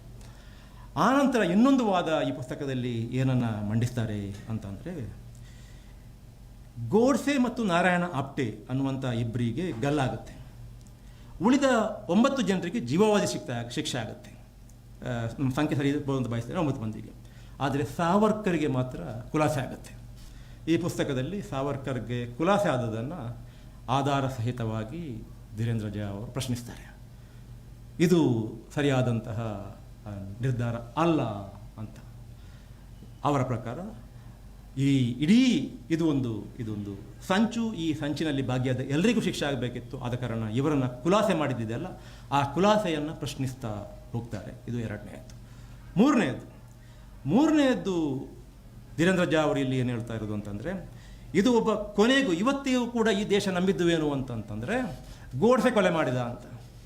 ಇದು ಗೋಡ್ಸೆ ಮಾಡಿದಂತಹ ಕೊಲೆ ಅಲ್ಲ, ಇದು ಒಂದು ವ್ಯವಸ್ಥಿತ ಸಂಚಿನ ಭಾಗ. ಈ ವ್ಯವಸ್ಥಿತ ಸಂಚಿನ ಹಿಂದೆ ಯಾವ್ಯಾವ ಶಕ್ತಿಗಳಿದ್ದಾವೆ ಮತ್ತು ಅವು ಯಾಕೆ ಇದ್ದಾವೆ ಅನ್ನುವಂಥ ಸತ್ಯವನ್ನು ಇನ್ನೂ ಈ ದೇಶ ತಿಳಿದಿಲ್ಲ. ಈ ದೇಶಕ್ಕೆ ತಿಳಿಸುವಂಥ ಪ್ರಯತ್ನ ಕಳೆದ 75 ವರ್ಷಗಳಲ್ಲಿ ಆಗಾಗ ಆಗಿದ್ದರೂ ಕೂಡ ಅದು ಅರೆಮನಸ್ಸಿನ ಪ್ರಯತ್ನಗಳೇ ಹೊರತು ಪೂರ್ತಿಯಾಗಿ ಇರತಕ್ಕಂತಹ ಎಲ್ಲ ದುಷ್ಟಶಕ್ತಿಗಳ ಅನಾವರಣವನ್ನು ಈ ದೇಶದ ಜನರ ಮುಂದೆ ತೆರೆದಿಡುವಂಥ ಕೆಲಸ ಆಗಿಲ್ಲ ಅನ್ನುವಂತಹ ನೋವನ್ನು ಕೂಡ ಈ ಪುಸ್ತಕ ದಾಖಲಿಸುತ್ತೆ. ಆ ಸಂಚಿನ ಮೂಲ ಕಾರಣ ಏನು, ಯಾಕೆ ಗಾಂಧೀಜಿಯ ಬಗ್ಗೆ ಅವರಿಗೆ ಅಷ್ಟೊಂದು ದ್ವೇಷ, ಗಾಂಧೀಜಿಯನ್ನು ಅವರು ಯಾಕೆ ಕೊಲ್ಲಬೇಕಿತ್ತು ಅನ್ನೋದರ ವಿಚಾರವಾಗಿ ನಾವು ಹಾಗಂತೆ ಹೀಗಂತೆ ಅಂತ ಒಪ್ತೇವೆ ಹೊರತು ಅಫಿಷಿಯಲ್ ಆಗಿ ದಿಸ್ ಈಸ್ ದ ರೀಸನ್ ಅನ್ನೋದಿದೆಯಲ್ಲ, ಅದನ್ನು ತುಣುಕುಗಳಾಗಿ ಅಲ್ಲಿಂದ ಪಟೇಲ್ರು ಒಂದು ಪತ್ರ ಬರೆದರು, ರಾಜೇಂದ್ರ ಪ್ರಸಾದ್ ಒಂದು ಪತ್ರ ಬರೆದು ಅವರು ಹಾಗೆ ಹೇಳಿದರು, ಇವರು ಹೀಗೆ ಹೇಳಿದರು ಅನ್ನೋದರ ಬದಲಿಗೆ ಇದು ಅಫಿಷಿಯಲ್ ಆಗಿ ಈ ಸಂಚು ಈ ಸಂಚಿನ ಇರತಕ್ಕಂತಹ ಹೊಂಚು ಈ ಹೊಂಚಿನ ಹಿಂದೆ ಇರತಕ್ಕಂತಹ ಯೋಚನೆ ಇದು ಅನ್ನುವ ರೀತಿಯಲ್ಲಿ ಈ ದೇಶ ಇನ್ನೂ ತಿಳ್ಕೊಂಡಿಲ್ಲ, ಆ ಪ್ರಯತ್ನ ಇನ್ನೂ ಆಗಬೇಕು ಅನ್ನುವಂತಹ ವಾದವನ್ನು ಧೀರೇಂದ್ರ ಝಾ ಅವರು ಮುಂದಿಡ್ತಾರೆ. ಇವಿಷ್ಟು ಈ ಪುಸ್ತಕದಲ್ಲಿ ನಾವು ನೇರವಾಗಿ ಎಕ್ಕಿ ತೆಗಿಬೋದಂತ, ಕಣ್ಣಿಗೆ ಕಾಣಿಸುವಂಥ ಚಿತ್ರಣ. ಇದರ ಆ ಕಡೆಗೆ ಈ ಪುಸ್ತಕದ ಈ ರೀಡಿಂಗ್ ಬಿಟ್ವೀನ್ ದ ಲೈನ್ಸ್ ಅಂತ ಹೇಳ್ತೇವಲ್ಲ, ಹಾಗೆ ನಾವು ರೀಡಿಂಗ್ ಬಿಟ್ವೀನ್ ದ ಲೈನ್ಸ್ ಮಾಡಿದಾಗ ಆಗ ನಮಗೆ ಗೋಚರ ಆಗೋದು ಈ ಗೋಡ್ಸೆ ಮನಸ್ಥಿತಿ ಅನ್ನೋದು ಆ ಕಾಲಕ್ಕೆ ಹೇಗೆ ಬೆಳೆಯಿತು ಅನ್ನತಕ್ಕಂಥ ಸತ್ಯ. ಹೇಗೆ ಒಬ್ಬ ಗೋಡ್ಸೆ ರೂಪುಗೊಂಡ, ಗೋಡ್ಸೆ ಇಲ್ಲಿ ನಿಮಿತ್ತ ಮಾತ್ರ. ನಿಮಿತ್ತ ಮಾತ್ರವಾಗಿ ಆದರೂ ಒಬ್ಬ ಗೋಡ್ಸೆ ಬೇಕಲ್ಲ ಇದನ್ನು ಮಾಡಲಿಕ್ಕೆ. ಈ ಗೋಡ್ಸೆಯ ಮನಸ್ಥಿತಿ ಯಾವ ಮನಸ್ಥಿತಿಯ ಬಗ್ಗೆ ನಮಗೆ ಇವತ್ತು ಯಾವ ಗೋಡ್ಸೆಯ ಮನಸ್ಥಿತಿಯ ಬಗ್ಗೆ ನಮಗೆ ಇವತ್ತು ಆತಂಕ ಇದೆಯೋ, ಯಾವ ಗೋಡ್ಸೆ ಮನಸ್ಥಿತಿಯನ್ನು ನಾವು ಇವತ್ತು ಫೈಟ್ ಮಾಡಬೇಕು ಅಂತ ಹೇಳ್ತಾ ಇದ್ದೇವೋ, ಆ ಗೋಡ್ಸೆ ಮನಸ್ಥಿತಿ ಈ ದೇಶದಲ್ಲಿ ಏನು ಸೀತಾಲಕ್ಷ್ಮಿ ಅವರು ಹೇಳಿದರು, ದೇಶ ರಾಜಕಾರಣದ ಜನಕ ಅಂತ. ಆ ದೇಶದ ರಾಜಕಾರಣ ಈ ದೇಶದಲ್ಲಿ ಹುಟ್ಟಿದ್ದು ಹೇಗೆ ಅನ್ನುವಂತಹ ಕತೆ, ಅದನ್ನು ನೀವು ಒಮ್ಮಿಂದೊಮ್ಮೆಲೆ ಗ್ರಹಿಸಲಿಕ್ಕಾಗೋದಿಲ್ಲ. ಆದರೆ ನೀವು ಆ ಪುಸ್ತಕದ ಅಲ್ಲಿ ಇರತಕ್ಕಂಥ ಅಂಶಗಳನ್ನು ಓದ್ತಾ ಹೋದಾಗೆ ನಿಮಗೊಂದು ಚಿತ್ರಣ ಅನಾವರಣ ಆಗುತ್ತೆ. ಅಲ್ಲಿ ಅದು ಏನು ಅಂತ ನನಗೆ ಎಷ್ಟು ಟೈಮ್ ಇದೆ ನನಗೆ? ಯಾರು ಟೈಮ್ ಮೇಲೆ ಯಾರು ನಿಗಟ್ಟಿ ಇಲ್ವಾ? ಓಕೆ 10-15 ನಿಮಿಷ ಮುಗಿಸ್ತೇನೆ. ಈ ಚಿತ್ರಣ ಏನು ಅಂತ ನಮಗೆ ಗೊತ್ತಾಗಬೇಕಾದ್ರೆ ನಾವು ಸ್ವಲ್ಪ ಚರಿತ್ರೆಯಲ್ಲಿ ಹಿಂದಕ್ಕೆ ಹೋಗಬೇಕು. ಸ್ವಾತಂತ್ರ್ಯ ಸಂಗ್ರಾಮದ ಸಮಯವನ್ನು ನಾವು ಊಹಿಸ್ಕೋಬೇಕು. ನಮ್ಮ ಇಡೀ ದುರಂತ ಏನು ಅಂತಂದರೆ, ನಾವು ನಮ್ಮ ಸ್ವಾತಂತ್ರ್ಯ ಸಂಗ್ರಾಮದ ಕಥೆಯನ್ನು ಎಲ್ಲೂ ಕೂಡ ಸರಿಯಾಗಿ ದಾಖಲಿಸೋದೂ ಇಲ್ಲ, ನಾವು ಸರಿಯಾಗಿ ನಮ್ಮ ಮಕ್ಕಳಿಗೂ ಹೇಳುವುದೂ ಇಲ್ಲ. ಸ್ವಾತಂತ್ರ್ಯ ಸಂಗ್ರಾಮದಲ್ಲಿ 2 ಎಳೆಗಳಿರ್ತವೆ. ಒಂದು ಸ್ವಾತಂತ್ರ್ಯ ಸಂಗ್ರಾಮ, ಮುಖ್ಯವಾಹಿನಿ ಸ್ವಾತಂತ್ರ್ಯ ಸಂಗ್ರಾಮ ಏನು ಮಹಾತ್ಮ ಗಾಂಧಿಯವರ ನೇತೃತ್ವದಲ್ಲಿ ನಡೆಯುತ್ತೆ. ಆ ಸ್ವಾತಂತ್ರ್ಯ ಸಂಗ್ರಾಮ ಇದರ ಉದ್ದೇಶ ಏನಿತ್ತು ಅಂತಂದರೆ, ಬ್ರಿಟಿಷರಿಂದ ಈ ದೇಶವನ್ನು ಸ್ವಾತಂತ್ರ್ಯಗೊಳಿಸುವುದು ಮತ್ತು ಈ ದೇಶವನ್ನು ಭವಿಷ್ಯದತ್ತ ತೆಗೆದುಕೊಂಡು ಹೋಗುವುದು. ಒಂದು ಸಂವಿಧಾನದ ಮೂಲಕ ಒಂದು ಸಮಾನತೆ ಇರುವಂಥ ಸಮಾಜವಾಗಿ, ಒಂದು ಸಹಬಾಳ್ವೆ ಇರತಕ್ಕಂಥ ಒಂದು ಸಮಾಜವಾಗಿ, ಒಂದು ವೈಚಾರಿಕವಾದಂಥ ಒಂದು ಸಮಾಜವಾಗಿ ಈ ಸಮಾಜವನ್ನು ಕಟ್ಟುವಂಥ ಒಂದು ಉದಾತ್ತ ಆಶಯದೊಂದಿಗೆ, ಅದೆಲ್ಲದಕ್ಕಿಂತಲೂ ಮುಖ್ಯವಾಗಿ ಈ ದೇಶದಲ್ಲಿರತಕ್ಕಂಥ ಅಂದಿಗೆ ಬ್ರಿಟಿಷರ ವಿರುದ್ಧ ಯಾರ್ಯಾರು ಹೋರಾಡ್ತಿದ್ರು ಎಲ್ಲ ಜನ ಸಮುದಾಯದ ಎಲ್ಲ ವರ್ಗಗಳ ಎಲ್ಲ ಎಲ್ಲ ರಿಲಿಜನ್ ಅಥವಾ ಧರ್ಮಗಳಿಗೆ ಸಂಬಂಧಪಟ್ಟ ಎಲ್ಲರಿಗೂ ಸೇರಿದದ್ದು ಈ ದೇಶ ಅನ್ನುವ ರೀತಿಯಲ್ಲಿ ನಾವು ದೇಶವನ್ನು ಕಟ್ಟಬೇಕು. ಇದು ಒಂದು ಎಳೆಯಲ್ಲಿ ಇಡೀ ಸ್ವಾತಂತ್ರ್ಯ ಸಂಗ್ರಾಮದಲ್ಲಿ. ಅದರ ಜೊತೆಗೆ ಅಲ್ಲಿ ಇನ್ನೊಂದು ಎಳೆ ಇತ್ತು. ಅವರು ಕೂಡ ಈಗ ದಿನೇಶ್ ಗುಂಡೂರಾವ್ ಅವರು ಹೇಳಿದ್ರಲ್ಲ, ಅದು ಅವರು ಹೇಳಿದ್ದು ಭಾಳ ಒಂದು ಅರ್ಥದಲ್ಲಿ ಸ್ವಲ್ಪ ವಿವಾದಾತ್ಮಕವಾದಂಥ ವಿಷಯ. ಸಾವರ್ಕರ್ ಅವರನ್ನು ನಾವು ರಾಷ್ಟ್ರವಾದಿ ಅಂತ ಕರಿಬೋದಾ, ಸ್ವಾತಂತ್ರ್ಯ ಹೋರಾಟಗಾರ ಅಂತ ಕರಿಬೋದಾ ಅಂತ. ಇದರ ಬಗ್ಗೆ ಕೂಡ ಈ ಪುಸ್ತಕದಲ್ಲಿ ಭಾಳಷ್ಟು ವಿಚಾರಗಳಿದ್ದಾವೆ. ಅದನ್ನು ಅವರು ದಿನೇಶ್ ಗುಂಡೂರಾವ್ ಅದನ್ನು ಪ್ರಸ್ತಾಪಿಸಿದ ಕಾರಣ ಈ ಚರ್ಚೆಗೆ ಅನುಗುಣವಾಗಿ ನಾನು ಒಂದು ಅಂಶವನ್ನು ಒತ್ತಿ ಮತ್ತೆ ಈ ವಿಚಾರಕ್ಕೆ ಬರ್ತೇನೆ. ಎರಡನೇ ಎಳೆ ಏನು ಅಂತ ಹೇಳಲಿಕ್ಕೆ, ಸಾವರ್ಕರ್ ಅವರು ಸ್ವಾತಂತ್ರ್ಯ ಸಂಗ್ರಾಮದ ಸೇನಾನಿ ಆಗಿದ್ದರು, ಅವರು ಸ್ವಾತಂತ್ರ್ಯ ವೀರ ಆಗಿದ್ದರು ಅಥವಾ ಸ್ವಾತಂತ್ರ್ಯ ಸಂಗ್ರಾಮದಲ್ಲಿ ಅವರು ಭಾಗಿಯಾಗಿದ್ದರು ಅಂತ ಅಂದಾಗ ಎಲ್ಲರೂ ಕೂಡ ಒಂದು ಅರ್ಥದಲ್ಲಿ ಗಾಂಧಿವಾದಿಗಳು ಕೂಡ ಏನಪ್ಪ ಇದು ಯಾವ ಯಾವ ನಿಲುವು ತೆಗೊಳ್ಳೋದು ಅನ್ನುವಂಥ ಒಂದು ದ್ವಂದ್ವದಲ್ಲಿ ಬೀಳ್ತಾರೆ. ನಾನು ಇದೆಷ್ಟೋ ಟಿ ವಿ ಚರ್ಚೆಗಳಲ್ಲಿ ನೋಡಿದ್ದೇನೆ. ಅದಕ್ಕೆ ಒಂದು ಉತ್ತರ ಈ ಪುಸ್ತಕದಲ್ಲಿದೆ. ಅವರು ಬರೀತಾರೆ, ಧೀರೇಂದ್ರ ಜಾ ಅವರು ಬರೀತಾರೆ, ಸಾವರ್ಕರ್ ಅವರ ಅಭಿಮಾನಿಗಳ ಪ್ರಕಾರ, ಅಂದರೆ ಸಾವರ್ಕರ್ ಅವರು ಸುಮಾರು 22 ವರ್ಷ ಸೆಲ್ಯೂರ್ ಜೈಲಲ್ಲಿರ್ತಾರೆ. ಆನಂತರ ಅಲ್ಲಿ ಅವರು ಕ್ಷಮಾಪಣಾ ಅರ್ಜಿ ಬ್ರಿಟಿಷರಿಗೆ ಕೊಟ್ಟುಬಿಟ್ಟು ಅವರು ಜೈಲಿನಿಂದ ಬಿಡುಗಡೆ ಆಗ್ತಾರಲ್ಲ, ಆ ಜೈಲಿನಿಂದ ಕ್ಷಮಾಪಣಾ ಅರ್ಜಿ ಬರೆದು ಬಿಡುಗಡೆ ಆಗಿದ್ದಾರೆ ಅನ್ನೋ ಕಾರಣಕ್ಕೋಸ್ಕರ ಅವರ ಮೇಲೆ ಸಂಶಯ ಇದ್ದಾಗ, ಓಕೆ, ಅವರು ಯಾವ ರೀತಿಯಲ್ಲಿ ಅವರು ರಾಷ್ಟ್ರವಾದಿ ಆಗ್ತಾರೆ, ಅದಕ್ಕೆ ಹಿಂದೆ ಅವರು ರಾಷ್ಟ್ರ ಚಳವಳಿಯಲ್ಲಿ ಭಾಗವಹಿಸಿರ್ಬೋದು, ಸ್ವಾತಂತ್ರ್ಯ ಚಳವಳಿಯಲ್ಲಿ ಭಾಗವಹಿಸಿರ್ಬೋದು, ಆದರೆ ಇವತ್ತಿಗೆ ಅವರನ್ನು ನಾವು ಸ್ವಾತಂತ್ರ್ಯ ಚಳವಳಿಗಾರ ಅಂತ ಕರಿಬಹುದಾ, ಸ್ವಾತಂತ್ರ್ಯ ವೀರ ಅಂತ ಕರಿಬಹುದಾ ಅನ್ನುವಂಥ ಈ ಚರ್ಚೆ ಏನಿದೆ, ಆ ಚರ್ಚೆಗೆ ಸಂಬಂಧಪಟ್ಟ ಹಾಗೆ ಇಲ್ಲಿ ಸಾವರ್ಕರ್ ಅವರ ಅಭಿಮಾನಿಗಳ ಪ್ರಕಾರ ಅವರು ಕ್ಷಮಾದಾನ ಅರ್ಜಿಗಳನ್ನು ಬರೆದದ್ದು ಒಂದು ತಂತ್ರದ ಭಾಗವಾಗಿತ್ತು. ಅವರ ಅನ್ವಯಿಗಳು ಏನು ಹೇಳ್ತಾರೆ ಅಂತಂದರೆ, ಹೌದು ಬರೆದಿದ್ದಾರೆ. ಯಾಕೆ ಬರೆದಿದ್ದಾರೆ ಅಂತಂದರೆ, ಆ ಜೈಲಿನಿಂದ ಹೊರಗೆ ಬಂದು ಆನಂತರ ಬ್ರಿಟಿಷರ ವಿರುದ್ಧ ಹೋರಾಡುವ ತಂತ್ರದ ಭಾಗವಾಗಿ ಅವರು ಇದನ್ನು ಮಾಡಿದ್ದಾರೆ ಅಂತ. ಅದನ್ನು ಇವರು ಒಪ್ಪಿಕೊಳ್ತಾ ಇಲ್ಲ. ಯಾರು ಒಪ್ಪಿಕೊಳ್ತಾ ಇಲ್ಲ? ಧೀರೇಂದ್ರ ಜಾ ಅವರು ಒಪ್ಪಿಕೊಳ್ತಾ ಇಲ್ಲ. ತಂತ್ರದ ಭಾಗವಾಗಿತ್ತು ಮತ್ತು ಜೈಲಿನಿಂದ ಬಿಡುಗಡೆ ಹೊಂದಿ ಸಾಮ್ರಾಜ್ಯಶಾಹಿ ಶಕ್ತಿಗಳ ವಿರುದ್ಧ ಹೋರಾಡೋದು ಅವರ ಉದ್ದೇಶವಾಗಿತ್ತು. ಇದು ಸಾವರ್ಕರ್ ಅನುಯಾಯಿಗಳ ಪ್ರಕಾರ. ಇದಕ್ಕೆ ಜಾ ಅವರು ಕೊಡುವಂತಹ ವಿಶ್ಲೇಷಣೆ ಏನು ಅಂತಂದರೆ, ತಂತ್ರಗಾರಿಕೆ ಮಾಡುವುದು ಅಂದರೆ ಸ್ಟ್ರಾಟಜಿ ಮಾಡೋದು ಸಾವರ್ಕರ್ ಅವರ ವ್ಯಕ್ತಿತ್ವದ ಭಾಗ ಅಂತ ಒಪ್ಪಿಕೊಂಡರೂ ಒಂದು ವಿಷಯವನ್ನು ಗಮನಿಸಬೇಕಾಗುತ್ತದೆ. ಏನದು ವಿಷಯ? ಅವರು ಜೈಲಿನಿಂದ ಹೊರಬಂದ ನಂತರ ಎಂದೂ ಸ್ವಾತಂತ್ರ್ಯ ಸಂಗ್ರಾಮದ ಹತ್ತಿರ ಕೂಡ ಸುಳಿದಿರಲಿಲ್ಲ. ಓಕೆ, ಅದು ಓಕೆ, ದಟ್ಸ್ ಫೈನ್. ಅವರು ಸುಳಿದಿರಲಿಲ್ಲ ಅನ್ನುವ ಕಾರಣಕ್ಕೋಸ್ಕರ ಅವರನ್ನು ನಾವು ಹಿಂದೆ ಮಾಡಿದ್ದನ್ನು ಇಲ್ಲ ಅಂತ ಹೇಳಿಕ್ಕೆ ಆಗೋದಿಲ್ಲ. ಆದರೆ ಎರಡನೇ ಅಂಶ ಇದೆಯಲ್ಲ, ಅದು ಭಾಳ ಇಂಪಾರ್ಟೆಂಟ್. ಅವರ ಪ್ರಕಾರ ಸುಳಿದಿರಲಿಲ್ಲ ಅಂತ ಅವರ ಪ್ರಕಾರ, ಯಾರ ಪ್ರಕಾರ? ಸಾವರ್ಕರ್ ಅವರ ಪ್ರಕಾರ ಬ್ರಿಟಿಷ್ ಆಡಳಿತ ಬಂದದ್ದು ದೇಶಕ್ಕೆ ಆಗಿರುವ ದೊಡ್ಡ ಒಳಿತು ಎಂದು.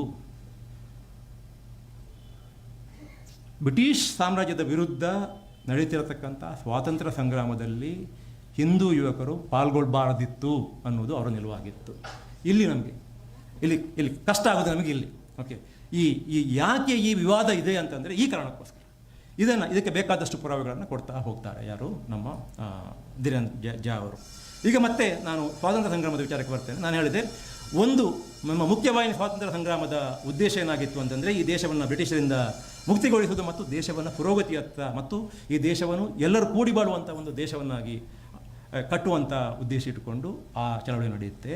ಅದೇ ವೇಳೆಗೆ ಈ ಗೋಡ್ಸೆವಾದಿಗಳ ಚಳವಳಿ ಏನಿದೆ, ಆ ಚಳವಳಿ ಕೂಡ ಆರಂಭದಲ್ಲಿ ಅದು ಬ್ರಿಟಿಷರ ವಿರುದ್ಧ ಅಂತ ಕಂಡರೂ ಕೂಡ ಅವರ ನಿಜವಾದ ಉದ್ದೇಶ ಏನಿದ್ದದ್ದು ಅಂತಂದರೆ, ಈ ದೇಶವನ್ನು ಮುಂದೆ ತಗೊಂಡು ಹೋಗಿ ಸಂವಿಧಾನದ ಮೂಲಕ ಈ ದೇಶದಲ್ಲಿ ಒಂದು ಸಮಾಜವನ್ನು ಕಟ್ಟುವಂತಹ ಒಂದು ಎಲ್ಲರನ್ನೂ ಕೂಡ ಸಮಾನವಾಗಿ ಕಾಣುವಂಥ ಒಂದು ಸಮಾಜವನ್ನು ಕಟ್ಟುವುದಾಗಿರಲಿಲ್ಲ. ಅದರ ಬದಲಿಗೆ ಈ ದೇಶವನ್ನು ಹಿಂದೆ ತಗೊಂಡು ಹೋಗಿ ಈ ದೇಶವನ್ನು ಮತ್ತೆ ಪುರೋಹಿತಶಾಹಿಗಳಿಗೆ ಒಪ್ಪಿಸುವಂತಹ ಉದ್ದೇಶ ಅವರಿಗಿರುತ್ತೆ.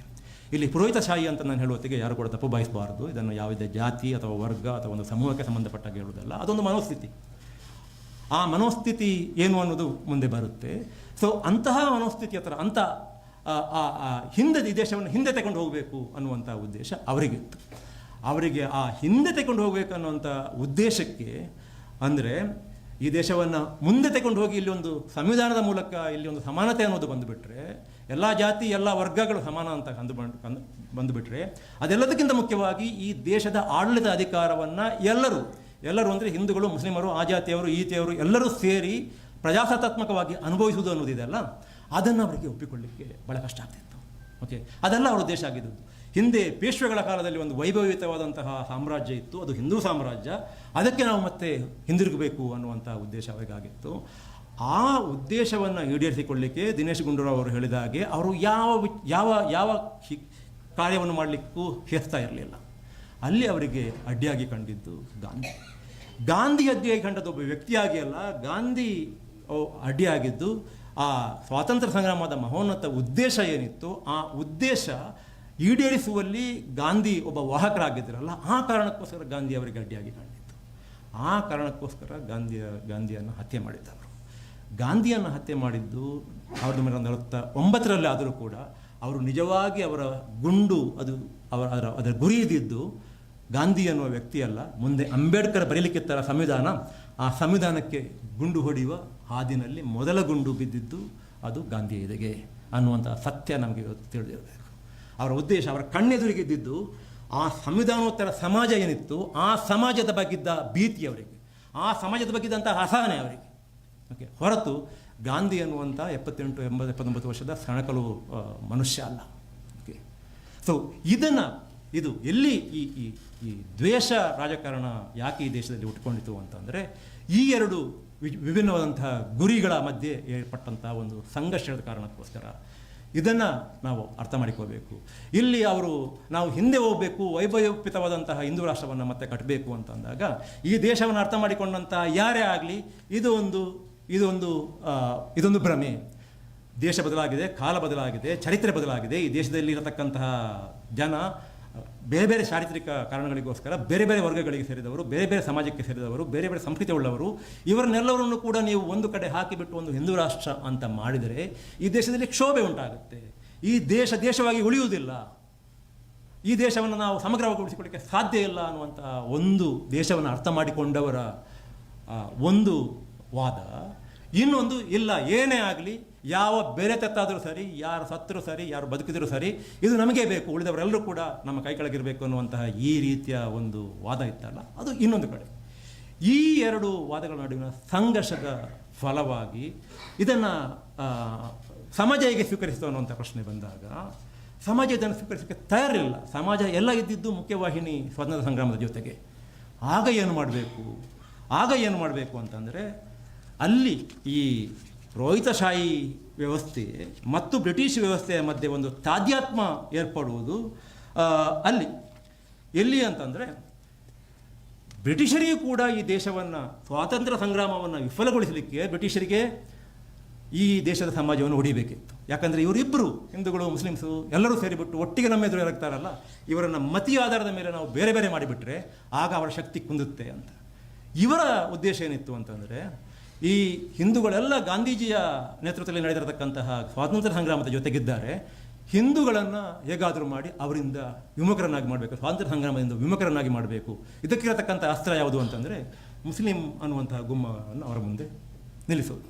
ಅವರಿಂದ ನಿಮಗೆ ಅಪಾಯ ಇದೆ, ಅವರಿಂದ ತೊಂದರೆ ಇದೆ. ಆ ಕಾಲಕ್ಕೆ ಆಗ್ತಿರತಕ್ಕಂಥ ಬೇರೆ ಬೇರೆ ಚಾರಿತ್ರಿಕ ಕಾರಣಕ್ಕೋಸ್ಕರ ದೇಶ ವಿಭಜನೆ ಅನ್ನುವಂಥ ಪದವನ್ನು ನಾನು ಬಳಸೋದಿಲ್ಲ. ಬ್ರಿಟಿಷ್ ಭಾರತ, ಪಾಕಿಸ್ತಾನ ಮತ್ತು ಇಂಡಿಯಾ ಎನ್ನುವಂಥ ಎರಡು ರಾಷ್ಟ್ರಗಳಾಗಿ ರೂಪುಗೊಳ್ಳುವ ಹಂತದಲ್ಲಿ ಆಗಿರತಕ್ಕಂಥ ಬೇರೆ ಬೇರೆ ಬೇರೆ ಬೇರೆ ವಿದ್ಯಮಾನಗಳು ಒಂದು ಅರ್ಥದಲ್ಲಿ ಅವರಿಗೆ ಪೂರಕವಾದಂಥ, ಅವರು ಹೇಳುವುದಕ್ಕೆ ಪೂರಕವಾಗಿ ಜನ ಯೋಚಿಸುವ ರೀತಿಯ ಒಂದು ಪರಿಸರವನ್ನು ಕೂಡ ನಿರ್ಮಾಣ ಮಾಡಿದ್ದು ಕೂಡ ಸತ್ಯ. ಆದರೂ ಕೂಡ ಅವರು ಸುಳ್ಳುಗಳ ಮೂಲಕ, ಭ್ರಮೆಗಳ ಮೂಲಕ, ಅರ್ಧಹತ್ಯೆಗಳ ಮೂಲಕ, ಮಿಸ್ಲೀಡಿಂಗ್ ಇನ್ಫಾರ್ಮೇಷನ್ ಅನ್ನು ಮುಂದಿಡ್ತಾ ಈ ರೀತಿ ಅಲ್ಲಿ ಬ್ರಿಟಿಷರ ಉದ್ದೇಶ ಮತ್ತು ಇವರ ಉದ್ದೇಶ ಒಂದೇ ಆಗಿ ಮುಂದುವರಿಯುತ್ತೆ. ಮತ್ತೆ ನಾನು ಪುಸ್ತಕದಿಂದ 1-2 ವಾಕ್ಯಗಳನ್ನು ಓದ್ತೇನೆ. ಗಾಂಧೀಜಿಯವರು ಪ್ರತಿಪಾದಿಸುತ್ತಿದ್ದ ಸಾಮಾಜಿಕ ಪರಿವರ್ತನೆ ಮತ್ತು ಅವರು ಕೈಗೊಳ್ಳುತ್ತಿದ್ದ ರಾಜಕೀಯ ಹೋರಾಟ ತಂತ್ರಗಳು ಸಂಪ್ರದಾಯವಾದಿ ಹಿಂದುತ್ವದ ಬುಡವನ್ನೇ ಅಲುಗಾಡಿಸತೊಡಗಿತ್ತು. ಸ್ವಾತಂತ್ರ್ಯ ಸಂಗ್ರಾಮವನ್ನು ಹಳ್ಳಿಗೆ ಒಯ್ದು ಅಲ್ಲಿನ ಸ್ಥಳ ಸಮುದಾಯದವರ ಸಂಸ್ಕೃತಿಯೇ ನಿಜವಾದ ಹಿಂದೂ ಸಂಸ್ಕೃತಿ ಎಂದು ಗಾಂಧೀಜಿ ಪ್ರತಿಪಾದಿಸುತ್ತಿದ್ದದ್ದು ತಮ್ಮ ಹಳೆಯ ಪಾರಮ್ಯವನ್ನು ಮತ್ತೊಮ್ಮೆ ಸ್ಥಾಪಿಸಬೇಕೆಂದು ಹೊರಟಿದ್ದ ಕುಲೀನ ಹಿಂದೂಗಳಿಗೆ ಆತಂಕ ಉಂಟು ಮಾಡಿತ್ತು. ಓಕೆ, ಇವತ್ತು ಪ್ರಜಾವಾಣಿಯಲ್ಲಿ ಸ್ನೇಹಿತರೊಬ್ಬರೊಂದು ಲೇಖನ ಬರೆದಿದ್ದಾರೆ. ಅದರಲ್ಲಿ ಹೇಳ್ತಾರೆ, ಗಾಂಧೀಜಿಯ ಮೇಲೆ ಏನು ಅಂತಿಮ ದಾಳಿ ನಡೆಯಿತು, ಆ ಅಂತಿಮ ದಾಳಿಗೆ ಬೇರೆ ಬೇರೆ ಕಾರಣಗಳನ್ನು ಕೊಡ್ತಾರೆ, ಹಾಗೆ ಹೀಗೆ ಅಂತ ಇತ್ಯಾದಿ. ಆದರೆ ಅದಕ್ಕಿಂತ ಹಿಂದೆ 19ರಲ್ಲಿ ನಡೆದಿತ್ತು. ಒಟ್ಟು ಗಾಂಧೀಜಿಯ ಮೇಲೆ 20 ಅವರ ಅವರ ಅವರ ಅವರ ಅವರ ದೇಹದ ಮೇಲೆ 20 ದಾಳಿ ನಡೆದಿದ್ದವು. ಆ 20 ದಾಳಿಗಳು ಎಲ್ಲಿಂದ ಪ್ರಾರಂಭ ಆಗುತ್ತೆ ಅನ್ನೋದನ್ನು ಇವತ್ತಿನ ಪ್ರಜಾವಾಣಿ ಲೇಖನ ಗುರುತಿಸುತ್ತೆ. ಎಲ್ಲಿಂದ ಅಂತಂದರೆ, ಗಾಂಧೀಜಿಯವರು ಈ ಕೆಲಸ ಮಾಡಲಿಕ್ಕೆ ಪ್ರಾರಂಭಿಸಿದ ನಂತರ ಒಳ ಸಮುದಾಯದವರ ಸಂಸ್ಕೃತಿಯೇ ನಿಜವಾದ ಹಿಂದೂ ಸಂಸ್ಕೃತಿ ಎಂದು ಗಾಂಧೀಜಿ ಪ್ರತಿಪಾದಿಸುತ್ತಿದ್ದರು. ಪ್ರತಿಪಾದಿಸುತ್ತಿದ್ದದ್ದು ತಮ್ಮ ಹಳೆಯ ಪಾರಮ್ಯವನ್ನು ಮತ್ತೊಮ್ಮೆ ಸ್ಥಾಪಿಸಬೇಕೆಂದು ಹೊರಟಿದ್ದ ಕುಲೀನ ಹಿಂದೂಗಳಿಗೆ ಆತಂಕ ಉಂಟು ಮಾಡಿತ್ತು. ಗಾಂಧೀಜಿ ತಮ್ಮ ವಸಾಹತುಶಾಹಿ ವಿರೋಧಿ ಹೋರಾಟದ ಭಾಗವಾಗಿ ಸೀತಾವರೇ ಪುರುಷ ಪ್ರಧಾನ ವ್ಯವಸ್ಥೆಯನ್ನು ಪ್ರಶ್ನಿಸಲಾರಂಭಿಸಿದ್ದು ಮತ್ತು ಮಹಿಳೆಯರನ್ನು ಪುರುಷರಿಗೆ ಸಮಾನವಾಗಿ ಕಾಣಬೇಕು ಎಂದು ಪ್ರತಿಪಾದಿಸುತ್ತಿದ್ದದ್ದು ಕೂಡ ಸಂಪ್ರದಾಯವಾದಿ ಹಿಂದೂಗಳಿಗೆ ತಲ್ಲಣ ಸೃಷ್ಟಿಸಿತು. ಓಕೆ, ಅವರು ಪ್ರತಿಪಾದಿಸುತ್ತಿದ್ದ ಇದು ಬಹಳ ಮುಖ್ಯ ಈ ಕಾಲಕ್ಕೆ. ಅವರು ಪ್ರತಿಪಾದಿಸುತ್ತಿದ್ದ ಹಿಂದೂ ಮುಸ್ಲಿಂ ಬಾಂಧವ್ಯ ಮತ್ತು ಬ್ರಾಹ್ಮಣ ಕೇಂದ್ರಿತ ಸಾಮಾಜಿಕ ವ್ಯವಸ್ಥೆಯನ್ನು ಮುರಿದುಕಟ್ಟಬೇಕೆಂಬ ಅವರ ಧೋರಣೆ ಸಾವರ್ಕರ್ ಅವರ ವಿಚಾರಧಾರೆಗೆ ತದ್ವಿರುದ್ಧವಾಗಿತ್ತು. ಓಕೆ, ಮೂಲ ಇರೋದು ಇಲ್ಲಿ. ಓಕೆ, ಎಲ್ಲಿಂದ ಹುಟ್ಕೊಂಡಿತ್ತು ಅಂತಂದರೆ ಇಲ್ಲಿಂದ ಹುಟ್ಕೊಂಡಿತ್ತು. ಓಕೆ, ಈಗ ಹುಟ್ಕೊಂಡು ಭಾಳ ಮುಂದೆ ಬಂದಿದೆ. ಭಾಳ ಮುಂದೆ ಬಂದು ಆಗಲೇ ಅದೊಂದು ಗೋಡ್ಸೆ ಮನೋಸ್ಥಿತಿಯಾಗಿ ರೂಪುಗೊಂಡಿದೆ. ಆ ಗೋಡ್ಸೆ ಮನೋಸ್ಥಿತಿ ಅನ್ನೋದು ಹೇಗೆ, ಏನು ಅನ್ನೋದು ನಾವು ವಿಚಾರ ಮಾಡ್ತಾ ಹೋದಾಗ ನಾನು ಮುಂದೆ ಹೇಳ್ತಾ ಇರತಕ್ಕಂಥದ್ದು ಈ ಗೋಡ್ಸೆ ಮನೋಭಾವನೆಯನ್ನು ನಾವು ಹೇಗೆ ಎದುರಿಸಬಹುದು ಅನ್ನುವಂಥ ವಿಚಾರಕ್ಕೆ ಸಂಬಂಧಪಟ್ಟ. ಸೊ ಇದಕ್ಕೆ ಬಂದಾಗ ನನಗೆ ತಕ್ಷಣಕ್ಕೆ ಎಲ್ಲಿಂದ ಇದನ್ನು ಪ್ರಾರಂಭಿಸಬೇಕು ಅಂತಂದಾಗ ನನಗೆ ತಕ್ಷಣಕ್ಕೆ ನೆನಪಾಗೋದು ಈ ಗಾಂಧಿ ಸಿನಿಮಾ ಇದೆಯಲ್ಲ. ಗಾಂಧಿ ಸಿನಿಮಾ ಯಾರು ನಿಮ್ಮಲ್ಲಿ ಎಷ್ಟು ಜನ ನೋಡಿದ್ದಾರೆ ಅಂತ ಗೊತ್ತಿಲ್ಲ. ಅದರ ಓಪನಿಂಗ್ ಸೀನ್ ಗಾಂಧೀಜಿಯ ಹತ್ಯೆ. ಓಕೆ, ನನಗಿದನ್ನು ನೋಡಿದಾಗ ಭಾಳ ವಿಚಿತ್ರ ಅಂತ ಅನಿಸಿತ್ತು. ಯಾಕೆ ವಿಚಿತ್ರ ಅಂತ ಅನಿಸಿತ್ತು ಅಂತಂದರೆ, ನಮ್ಮದು ಜನಪದ ಶೈಲಿಯ ಕಥೆಗಳನ್ನು ಕೇಳಿ ಕೇಳಿ ಕೇಳಿ ಬೆಳೆದಂತಹ ಮನಸ್ಸು. ಜನಪದ ಶೈಲಿಯಲ್ಲಿ ಕಥೆ ಹೇಳುವುದು ಹೇಗೆ? ಒಂದಾನೊಂದು ಕಾಲದಲ್ಲಿ ಒಂದು ಮಗು ಹುಟ್ಟಿತು ಅಂತ ಪ್ರಾರಂಭ ಆಗೋದು, ಮತ್ತು ಕೊನೆಗೆ ಆ ಮಗು ಸಾಯೋದು ಅಥವಾ ಆ ಮಗು ಸುಖವಾಗಿರುವುದು. ಈಗ ನಮ್ಮ ಕಥೆ ಪ್ರಾರಂಭವಾಗಿ ಈ ಕಥೆ ಕೊನೆಗೊಳ್ಳುವುದು.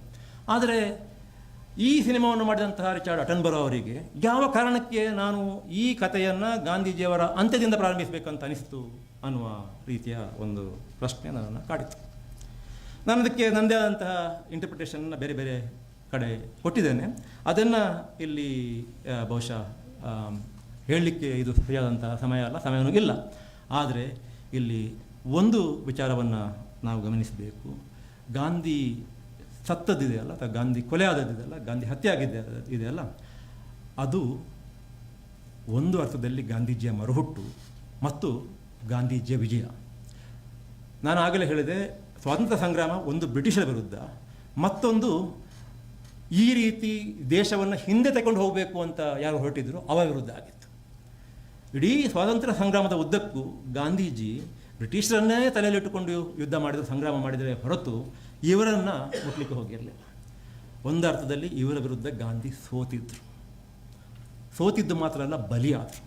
ಆದರೆ ಆ ಬಲಿಯಾಗೋ ಹೊತ್ತಿಗೆ ಗಾಂಧಿ ಗೆದ್ದರು.